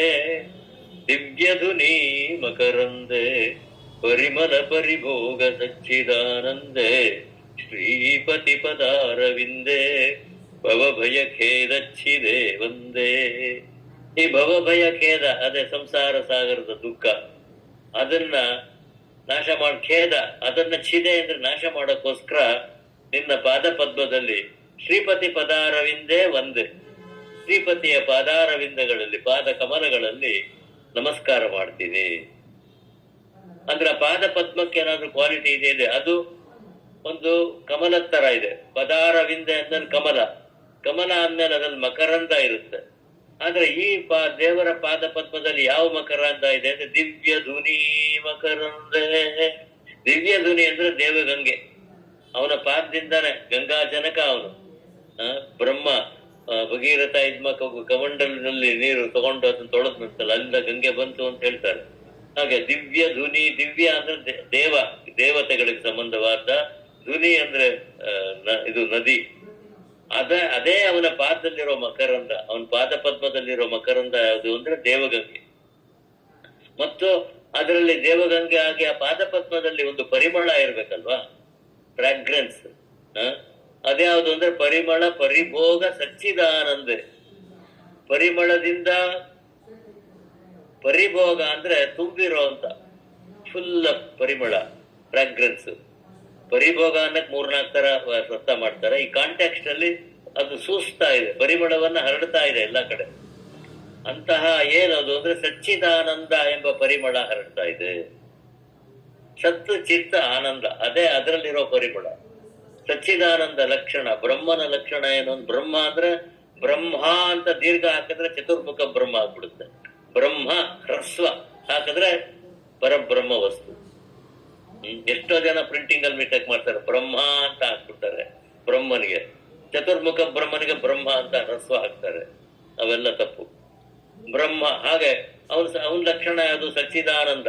ಸತ್ ಅಂದ್ರೆ ಇದೆ, ಒಂದು ಪರಬ್ರಹ್ಮ ವಸ್ತು ಅನ್ನೋದು ಇದೆ. ಅದು ಒಂದು ವಸ್ತು, ಎಂಟಿಟಿ ಅಂತ ಕರಿಬಹುದು, ಪರಬ್ರಹ್ಮ ವಸ್ತು. ಅದು ಹೇಗಿದೆ ಅಂದ್ರೆ ಅದರ ಚಿತ್ ಸ್ವರೂಪವಾಗಿದೆ, ಅಂದ್ರೆ ಜ್ಞಾನ ಸ್ವರೂಪದಲ್ಲಿದೆ. ಜ್ಞಾನ ಅಂದ್ರೆ ಕಾನ್ಶಿಯಸ್ನೆಸ್, ಜ್ಞಾನ. ನಾವ್ ಹೇಳ್ತೀವಲ್ಲ, ಏನ್ರಿ ಅವ್ರು ಮೂರ್ಛೆ ಹೋಗಿದ್ರಲ್ಲ ಜ್ಞಾನ ಬಂತ ಅಂತ ಕೇಳಿ. ಜ್ಞಾನ ಅಂದ್ರೆ ಕಾನ್ಶಿಯಸ್ನೆಸ್. ಕಾನ್ಶಿಯಸ್ ಆದ್ರ, ಇಲ್ಲ ನೀರ್ ಮುಖಕ್ಕೆ ಚಿಮ್ಸಿದ್ರ, ಹೀಗೆ ಕಾನ್ಶಿಯಸ್ನೆಸ್. ಸೊ ಅದು ಇರುವಿಕೆ ಇದೆ, ಅದು ಕಾನ್ಶಿಯಸ್ನೆಸ್ ಅಂತ ಜ್ಞಾನ ರೂಪದಲ್ಲಿದೆ. ಅದು ಜ್ಞಾನದಲ್ಲೂ ವಿಶೇಷವಾದ ಜ್ಞಾನ ರೂಪದಲ್ಲಿದೆ. ಆ ಜ್ಞಾನಕ್ಕೆ ಒಂದು ಶಕ್ತಿ ಕೂಡ ಇದೆ. ಆ ಜ್ಞಾನ ಶಕ್ತಿ ಸೇರೆ ಪ್ರಪಂಚ ಸೃಷ್ಟಿ ಆಗುತ್ತೆ. ಹಾಗಿರುವಾಗ ಜ್ಞಾನ, ಅದಕ್ಕೆ ದೇವಿ ಲಲಿತಾ ಸಹಸ್ರ ಚಿದಗ್ನಿ ಕುಂಡ ಸಂಭೂತ ಅಂತ ಕರೀತಾರೆ. ಚಿತ್ತಗ್ನಿ, ಜ್ಞಾನಾಗ್ನಿಯಲ್ಲಿ ಬಂದವಳು. ಸೊ ಜ್ಞಾನನೇ background, consciousness is background. ಆ ಸಚ್ಚಿತ್ ಮತ್ತು ಅದರ ಒಂದು ಕ್ವಾಲಿಟಿ ಏನಪ್ಪಾ ಅಂದ್ರೆ, ಗುಣ ಏನು ಅಂದ್ರೆ ಆನಂದ. ಯಾವಾಗ್ಲೂ ಸುಖವಾಗಿರುತ್ತೆ. ಯಾಕೆಂದ್ರೆ ಅದರ ಆನಂದಕ್ಕೆ ಯಾವುದು ಹೊರಗಡೆಯಿಂದ ಯಾವುದು ಬೇಕಾಗಿಲ್ಲ. ಸ್ವತಃ ಸಿದ್ಧ, ಸ್ವಯಂ ಸಿದ್ಧ ಆನಂದ. ನಮ್ಗೆಲ್ಲ ಆನಂದ ಆಗ್ಬೇಕಾದ್ರೆ ಈಚೆ ಕಡೆ ಹೋಗ್ಬೇಕು, ಯಾವ್ದೋ ಸೀನರಿ ನೋಡ್ಕೊಂಡ್ ಬಂದ್ವಿ, ಟೂರ್ ಮಾಡ್ಕೊಂಡ್ ಬಂದ್ವಿ, ಆಮೇಲೆ ಆಯ್ತು ಸುಸ್ತಾದ್ಮೇಲೆ ಆನಂದ ಎಲ್ಲ ಬರ್ತೋಗುತ್ತೆ. ಆ ರೀತಿ ಆತರ ಆನಂದ ಅಲ್ಲ, ಅದು ಪರ್ಮನೆಂಟ್ ಆನಂದ. It is integral part of the Brahma, this Brahma ವಸ್ತು ಆಗಿದೆ. ಮತ್ತೆ ನಮಗೆ ಅದಾದ್ಮೇಲೆ ನಮ್ಗೆ ನಾಮ ರೂಪ ಎಲ್ಲ ಈ ಪ್ರಪಂಚ ಸೃಷ್ಟಿ ಆದ್ಮೇಲೆ ನಾಮ ರೂಪ ಹುಟ್ಟಿದ ತಕ್ಷಣ ನನ್ಗೊಂದು ಹೆಸರು ಕೊಡ್ತಾರೆ. ನಂದೊಂದು ರೂಪ ಮೌಲ್ಡ್ ಆಗಿದೆ ನಮ್ಮ ತಾಯಿ ಗರ್ಭದಲ್ಲಿ. ರೂಪ ಒಂದು ನಾಮ ರೂಪ, ಅದು ಮನುಷ್ಯರಿಗೆ ಅದು ನಾಶವಾಗುವಂತದ್ದು. ಆದ್ರೆ ಪರಬ್ರಹ್ಮನ ಕ್ವಾಲಿಟಿ ಯಾವುದು? ಒಳ್ಳೆ ಪರಿಮಳ ಅಂದ್ರೆ ಸಚ್ಚಿದಾನಂದವೆಂಬ ಪರಿಮಳವನ್ನ ಸೂಸುತ್ತಾ ಇರುವ ಮತ್ತು ದೇವಗಂಗೆಯನ್ನೇ ಪಾದದಲ್ಲಿ ಅಂದ್ರೆ ಜೈನ ಇರತಕ್ಕಂತ ಶ್ರೀಪತಿ ಪದಾರವಿದೆ. ಶ್ರೀಪತಿ ಅಂತಂದ್ರೆ ಶ್ರೀ ಅಂತ ಯಾಕೆ ಹಾಕಿದೆ ಅಂದ್ರೆ ಲಕ್ಷ್ಮಿ ಯಾವಾಗ್ಲೂ ಅದನ್ನ ಸೇವೆ ಮಾಡ್ತಾ ಇರ್ತಾಳೆ ಪಾದವನ್ನ. ಸೊ ಶ್ರೀಪತಿ ಲಕ್ಷ್ಮೀಪತಿ, ಆದ್ರಿಂದ ಅವನ ಪಾದ ಸೇವೆಯಲ್ಲೇ ಅವಳು ನಿರತಳಾಗಿದ್ದಾಳೆ. ಅಂತಹ ವಿಷ್ಣುವಿನ ಪಾದವನ್ನ ನನ್ನ ಸಂಸಾರ ಭಯವನ್ನು ನಾಶ ಮಾಡಿಸ್ಕೊಳ್ಳೋಕೋಸ್ಕರ ನಾನು ನಮಸ್ಕಾರ ಮಾಡ್ತೀನಿ ಅಂತ. 2ನೇ ಶ್ಲೋಕ ಆಯ್ತು. ಮೂರನೇದ್ರಲ್ಲಿ ಎಷ್ಟೇ ಇರ್ಲಿ ಅವ್ರ ಅದ್ವೈತ ತತ್ವ ತರಬೇಕು. ಒಂದು ಕಥೆ ಹೇಳ್ತೀನಿ. ಒಂದು ಸ್ಕೂಲ್ನಲ್ಲಿ ಮೇಷ್ಟ್ರು ಎಸ್ಎ ಕಾಂಪಿಟಿಷನ್ ಕೊಡ್ತೀನಿ ಅಂತ ಹೇಳಿದ್ರು ಹುಡುಗರಿಗೆ. ಆದ್ರೆ ಸುಮ್ನೆ ಹುಡುಗರು ಯಾವ್ದು ಸಬ್ಜೆಕ್ಟ್ ಮೇಲೆ ಕೊಡ್ತಾರೆ ಅಂತ ತಲೆ ಕೆಡಿಸ್ಕೊಳ್ಬೇಡಿ. ಎರಡು ಆಪ್ಷನ್ಸ್ ಕೊಡ್ತೀನಿ. ಒಂದು ಹಸುವಿನ ಮೇಲೆ ಒಂದು ಪ್ರಬಂಧ ಬರಿಬೇಕು, ಇಲ್ಲ ತೆಂಗಿನ ಮರದ ಮೇಲೆ ಬರಿಬೇಕು. 2ರಲ್ಲಿ 1 ಅಷ್ಟೇ. ನೀವು ಎರಡು ಪ್ರಿಪೇರ್ ಆಗಿ ಯಾವ್ದು ಕೊಡ್ತೀನಿ ಅಂತ ಹೇಳಲ್ಲ, 2ರಲ್ಲಿ 1 ಕೊಡ್ತೀನಿ ಅಂತ ಹೇಳಿರ್ತಾರೆ. ಆಯ್ತು ಅಂತ ರೆಡಿ ಆಗಿ ಎಲ್ಲ ಪ್ರಿಪೇರ್ ಆಗ್ತಿರ್ತಾರೆ. ಕೊನೆಗೆ ನೆಕ್ಸ್ಟ್ ಡೇ ಕೊಡ್ತಾರೆ. ಆಮೇಲೆ ಅವರು ಕೊನೆಗೆ ಹಸುವಿನ ಮೇಲೆ ಬರೆಯಕ್ಕೆ ಕೊಟ್ಬಿಡ್ತಾರೆ. ಒಬ್ಬ ಹುಡುಗ ತೆಂಗಿನ ಗಿಡದ ಮೇಲೆ ಪ್ರಿಪೇರ್ ಆಗಿರ್ತಾನೆ ಅಷ್ಟೇ. ಅವನೇನ್ ಮಾಡ್ತಾನೆ, ಯಾಕೆ ಶುರು ಮಾಡೋದು ಅಂತ ಹೇಳಿ, ಈ ನಮ್ಮ ಇಂಡಿಯಾ ದಕ್ಷಿಣ ದೇಶದಲ್ಲಿ ತೆಂಗಿನ ಮರಗಳು ತುಂಬಾ ಹೇರಳವಾಗಿ ಬೆಳೆಯುತ್ತೆ. ಅದನ್ನ ಹಸು ಕಟ್ಟಕ್ಕೂ ಉಪಯೋಗಿಸ್ತಾರೆ ಅಂತ. ಅಂದ್ರೆ ಯಾವ್ದೋ ಸಬ್ಜೆಕ್ಟ್ ಇಂದ ಏನೋ ಹೇಳ್ಕೊಂಡ್ ಬರೋದು, ಮರೆಯಕ್ಕಾಗಲ್ಲ. ಹಾಗೆ ಇಲ್ಲಿ ಅದ್ವೈತ ಮರೆಯಕ್ಕಾಗಲ್ಲ ಶಂಕರ ಭಗವತ್ಪಾದರಿಗೆ. ಎಲ್ಲಿದ್ರು ಅದನ್ನ ತರ್ತಾರೆ. ಏನ್ ಹೇಳ್ತಾ ಇದ್ದಾರೆ? ಸತ್ಯಪಿ ಭೇದಾಪಗಮೇನಾಥ ತವಾಹಂ ನ ಮಾಮಕೀನಸ್ತ್ವಂ ಸಮುದ್ರೋ ಹಿ ತರಂಗಃ ವಚನ ಸಮುದ್ರೋ ನ ತಾರಂಗಃ. ಸತ್ಯಪಿ ಭೇದಾಪಗಮೇನಾಥ ತವಾಹಂ ನ ಮಾಮಕೀನಸ್ತ್ವಂ ಸಮುದ್ರೋ ಹಿ ತರಂಗಃ ವಚನ ಸಮುದ್ರೋ ನ ತಾರಂಗಃ. ಎಲೆ ನಾಥ, ವೇದ ಅಪಗಮೇ ಸತಿ ಅಪಿ ಅಹಂ ತವ ತ್ವಂ ಮಾಮಕೀನಃ ನ. ಈ ತರಂಗ ಸಮುದ್ರ ವಚನ ಸಮುದ್ರ ತಾರಂಗಃ ನ. ಪ್ರೋಸಾರ್ಡರ್ ಅಂದ್ರೆ ನನಗೂ ನಿನ್ಗೂ ನಿಜವಾಗ ನೋಡ ರಿಯಾಲಿಟಿ ಅಂದ್ರೆ ಯಾವತ್ತೂ ಕಾನ್ಸ್ಟೆಂಟ್ ಆಗಿರೋದು, ಚೇಂಜ್ ಆಗ್ಕೊಡುದು. ರಿಯಲ್ ಅಂದ್ರೆ ಅದು ವ್ಯತ್ಯಾಸನೇ ಆಗಲ್ಲ. ಆ ತರದ್ದು ರಿಯಾಲಿಟಿ ಅಂದ್ರೆ ಪರಬ್ರಹ್ಮ ವಸ್ತು. ಕೊನೆಗೆ ಆತ್ಮ ಪರಬ್ರಹ್ಮ ಒಂದೇ, ನೀನೇ ಆ ಪರಬ್ರಹ್ಮ, ತತ್ವಮಸಿ ಅಂತ ಹೇಳ್ತಾರಲ್ಲ ಮಹಾವಾಕ್ಯಗಳು. ಸೊ ನಾನೇ ಅದು ಅಂತಂದ ಕೊನೆಗೆ ಹೌದು ರಿಯಾಲಿಟಿಲಿ ಅಂದ್ರೆ ನಾನ್ ನಿನ್ನಲ್ಲಿ ಲೀನ ಆದ್ಮೇಲೆ ನನಗೂ ನಿನ್ಗೂ ಭೇದ ಇರಲ್ಲ. ಗಂಗಾ ನದಿ ಹೋಗಿ ಸಮುದ್ರಕ್ಕೆ ಸೇರ್ಬಿಟ್ಮೇಲೆ ಗಂಗಾ ನದಿ ನುಡ್ಕೊಂಡ್ ಬರಕ್ಕಾಗತ್ತಾ? ಸಮುದ್ರ ಅಂತ ಕರಿತೀವಿ ಅಷ್ಟೇ. ಹಾಗೆ ಇನ್ ರಿಯಾಲಿಟಿ ಸತಿ ಅಪಿ ಭೇದ ಅಪಗಮೆ, ಭೇದ ಇಲ್ಲದೆ ಇರೋ ಕಾರಣದಿಂದ ಇದ್ರೂ ಕೂಡ, ಅಪಿ ಅಂದ್ರೆ ಇದ್ರೂ ಕೂಡ, ಅಂದ್ರೆ ಒಂದು ವ್ಯತ್ಯಾಸ ನಾನು ಹೇಳ್ತೀನಿ. ತವ ಅಹಂ ನ ಮಾಮಕೀನಸ್ತ್ವಂ, ನಾನ್ ನಿನಗೆ ಸೇರಿದವನು, ನೀನ್ ನನಗ್ ಸೇರಿದವನಲ್ಲ. ಅಂದ್ರೆ ನಿನ್ನಿಂದ ನಾನು ಹುಟ್ಟಿದೀನಿ ವಿನಃ ನನ್ನಿಂದ ನೀನ್ ಬಂದಿಲ್ಲ. ಹಾಗೆ ಅದನ್ನ ಒಂದು ಎಕ್ಸಾಂಪಲ್ ಕೊಡ್ತಾರೆ. ಸಮುದ್ರೋಹಿ ತರಂಗ ಕ್ವಚನ ಸಮುದ್ರೋನ ತಾರಂಗ. ಈ ಅಲೆಗಳು ಸಮುದ್ರದಿಂದ ಬಂದಿವೆ ವಿನಃ ಅಲೆಗಳಿಂದ ಸಮುದ್ರ ಆಗಿಲ್ಲ. ಹಾಗೆ ನಾನು ಅಲೆ, ನೀನ್ ಸಮುದ್ರ. ನೋಡಿ ಎಷ್ಟು ಕ್ಲೀನ್ ಆಗಿ ಹೇಳ್ತಾರೆ. ಅಲೆಗಳು ಏನಾದ್ರೆ ಕಣ್ಣಕ್ಕೆ ಕಾಣಿಸುತ್ತೆ, ದೃಶ್ಯ ಪ್ರಪಂಚ ಸೃಷ್ಟಿ ಆಗ್ಬಿಡುತ್ತೆ. ಬಟ್ ಅಲೆಗೂ ಸಮುದ್ರಕ್ಕೂ ಏನಾದ್ರೂ ಭೇದ ಇದೆಯಾ? ಅಲೆ ಸಮುದ್ರದಲ್ಲಿರೋ ನೀರ್ ತಗೊಂಡು ಅಲೆಯಲ್ಲಿರೋ ನೀರ್ ತಗೊಂಡ್ರೆ ಏನ್ ಕೆಮಿಕಲ್ ಅನಾಲಿಸಿಸ್ ಮಾಡಿದ್ರು ಒಂದೇ ತರ ಇರುತ್ತೆ, ವ್ಯತ್ಯಾಸ ಇಲ್ಲ. ಆದ್ರೆ ಅಲೆಯಾಗಿ ಕಾಣುತ್ತೆ, ಕಣ್ಣಿಗೆ ಕಾಣುತ್ತೆ, ದೃಶ್ಯ ಪ್ರಪಂಚ ಆಗುತ್ತೆ, ಹಾಗಾಗತ್ತೆ. ಆದ್ರೆ ಅಲೆ ಬರೋದು ಯಾವ್ದ್ರಿಂದ? ಸಮುದ್ರದಿಂದ. ಸೊ ಕೊನೆಗೆ ಹೀಗಾಗಿ ಇದರಲ್ಲಿ ನನಗೂ ನಿನಗೂ ಭೇದ ಇಲ್ಲ, ಅದ್ವೈತ ಸಿದ್ಧಾಂತ ಸ್ಥಾಪಿಸ್ಬಿಟ್ರು. ಅದಕ್ಕೆ ಎಕ್ಸಾಂಪಲ್ ಕೊಟ್ರು. ಹಾಗೆ ಕೊನೆಗೆ ಅಲೆ ಅನ್ನೋದು ನಾನು ಅಲೆಯಾಗಿ ಬಂದ್ಬಿಟ್ಟಿದೀನಿ, ನಾನು ಬೀಚ್ ಒಳಗೆ ಹೋಗ್ಬಿಡ್ತೀನಿ ಅಂತಂದ್ರೆ ಅದು ಬದುಕಕ್ ಸಾಧ್ಯನಾ? ತಿರ್ಗಾ ವಾಪಸ್ಸು ಪರಬ್ರಹ್ಮನಿಗೆ ಹೋಗ್ತಾರೆ, ಅಲೆ ವಾಪಸ್ಸೇ ಹೋಗುತ್ತೆ. ಹಾಗೆ ಕೊನೆಗೆ ನಾವೆಲ್ಲ ಈ ನಾಮರೂಪವನ್ನೆಲ್ಲ ತ್ಯಾಗ ಮಾಡಿ ಆ ಪರಬ್ರಹ್ಮನಲ್ಲಿ ಲೀನವಾಗ್ತೀವಿ. ಅದೇ ಶಾಶ್ವತ, ಅದೇ ರಿಯಾಲಿಟಿ ಅಂತ ಹೇಳೋದಿಕ್ಕೆ ಸತ್ಯಪಿ ಭೇದಾಪಗಮೆ ನಾಥ ತವಾಹಂ ನ ಮಮಕೀನಸ್ತ್ವಂ ಸಮುದ್ರೋ ಹಿ ತರಂಗ ಕ್ವಚನ ಸಮುದ್ರೋ ನ ತಾರಂಗ. ಅಲೆಯಿಂದ ಸಮುದ್ರ ಅಲ್ಲ, ಸಮುದ್ರದಿಂದಾನೇ ಅಲೆ. ನಮ್ಮಿಂದ ನಮ್ ತಂದೆ ತಾಯಿಗಳ, ನಮ್ ತಂದೆ ತಾಯಿಯಿಂದ ನಾವು. ಹಾಗೆ ಆ ರೀತಿಯಾಗಿ ಒಂದು ಸಿಂಪಲ್ ಆಗಿ, ಎಷ್ಟು ಸಿಂಪಲ್ ಶ್ಲೋಕದಲ್ಲಿ ಅದ್ವೈತ ತತ್ವವನ್ನು ಹೆಣೆದು ಬಿಟ್ಟಿದ್ದಾರೆ.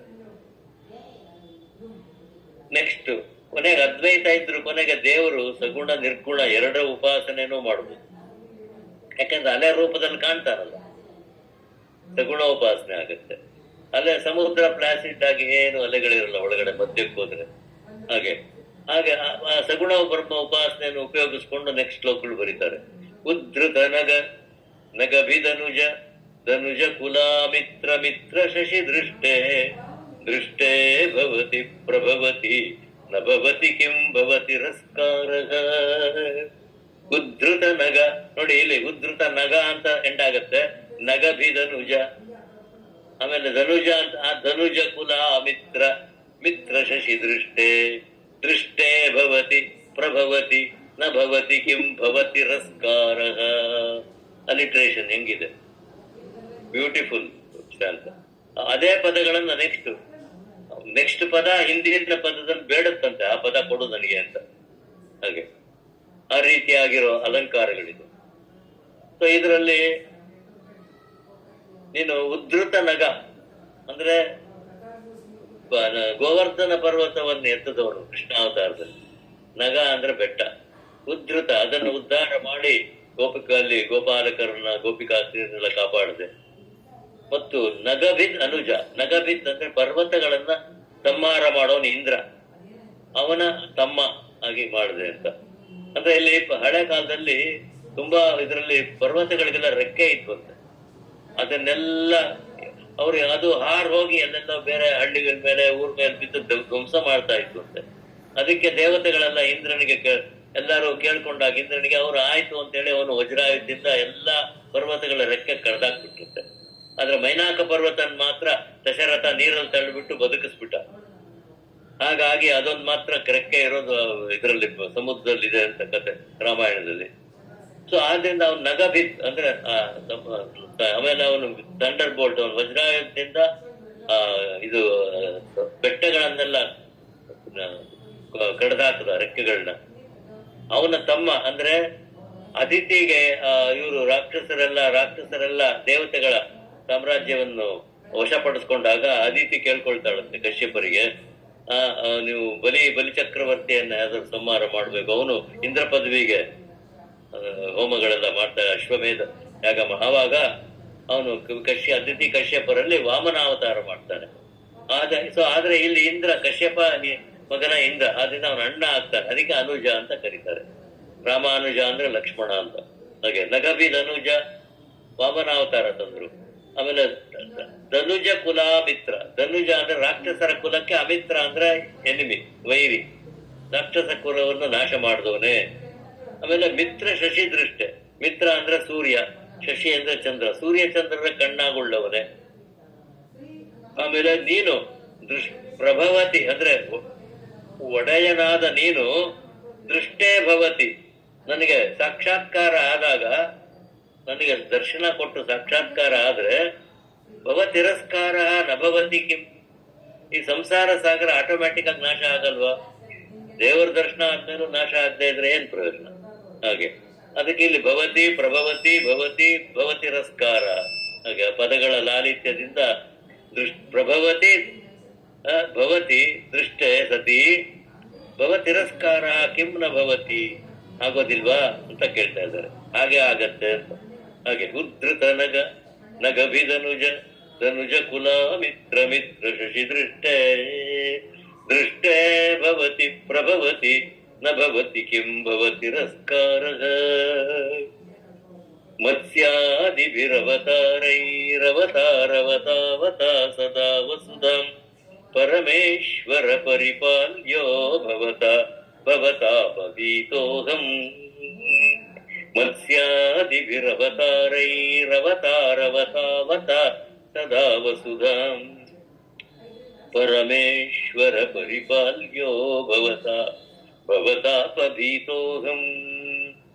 ಹೇ ಪರಮೇಶ್ವರ, ನೀನು ಮತ್ಸ್ಯಾದಿ, ಮತ್ಸ್ಯ ಕೂರ್ಮವರ ಹೀಗೆ ಆತರ ಮೊದಲೇ ಮತ್ಸ್ಯ ಮೊದಲಾದ 10 ಅವತಾರಗಳನ್ನು ಮಾಡಿ ಅವತಾರೈಹಿ ಅವತಾರವತ ವಸುಧ, ಈ ಭೂಮಿಯನ್ನು ಕಾಪಾಡಿದೆ ನೀನು ಕೆಟ್ಟವರಿಂದ ಅಂತ ಕಾಪಾಡುವ ಭವತ ನಿನ್ನಿಂದ ಭವತಾಪಭೀತ, ಈ ಸಂಸಾರಕ್ಕೆ ಹೆದರಿರುವ ನಾನು ಅಹಂ ಸದಾ ಪರಿಪಾಲ್ಯ, ಯಾವಾಗ್ಲೂ ಕಾಪಾಡಲ್ಪಡುವವನು ನಿನ್ನಿಂದ. ಅಂದ್ರೆ ನೀನು 10 ಅವತಾರ ಎತ್ತಿ ಪ್ರಪಂಚವನ್ನ ಕಾಪಾಡವನು, ನನ್ನನ್ನು ಕಾಪಾಡಕ್ಕಾಗಲ್ಲ ಸ್ವಾಮಿ, ನಾನೆಷ್ಟು ಮಟ್ಟಿಗೆ ನಾನು. ಆದ್ರಿಂದ ನನ್ನ ತಾಪ ಅನ್ನೋದೇನು ಕಡಿಮೆ, ಪ್ರಪಂಚಕ್ಕೆ ತಾಪ ಬಂದಾಗ ನೀನು ಅವತಾರ ಮಾಡಿ ಎಲ್ಲರನ್ನೂ ಕಾಪಾಡಿದ್ಯಾ. ಮತ್ಸ್ಯಾದಿಭಿರವತಾರೈಹಿ ಅವತಾರವತಾ ಅವತಾ ಸದಾ ವಸುಧಾ ಪರಮೇಶ್ವರ ಭವತಾಪಭೀತೋಹಂ ಪರಿಪಾಲ್ಯ. ಈ ಸಂಸಾರ ತಾಪದಕ್ಕೆ ಸಿಗಾಕೊಂಡಿರೋ ನಾನು ಕಾಪಾಡಲ್ಪಡುವವನು, ಅಂದ್ರೆ ನೀನೇ ಕಾಪಾಡ್ತೀಯ ಅಂತ ನಂಬಿಕೆ ಇರುವವನು ಅಂತ ಹೇಳ್ತಾರೆ. ಪದಗಳ ಲಾಲಿತ್ಯ. ಕೊನೆಗೆ 6ನೇ ಶ್ಲೋಕಕ್ಕೆ ಬಂದ್ವಿ. ದಾಮೋದರ ಗುಣಮಂದಿರ ಸುಂದರ ವದನಾರವಿಂದ ಗೋವಿಂದ ಭವ ಜಲಧಿ ಮಥನ ಮಂದರ ಪರಮಂ ಧರಮಪನಯತ್ವಮ್ಮೆ. ದಾಮೋದರ ಗುಣಮಂದಿರ ಸುಂದರ ವದನಾರವಿಂದ ಗೋವಿಂದ ಭವ ಜಲಧಿ ಮಥನ ಮಂದರ ಪರಮಂದರಮಪನಯತ್ವಮ್ಮೆ.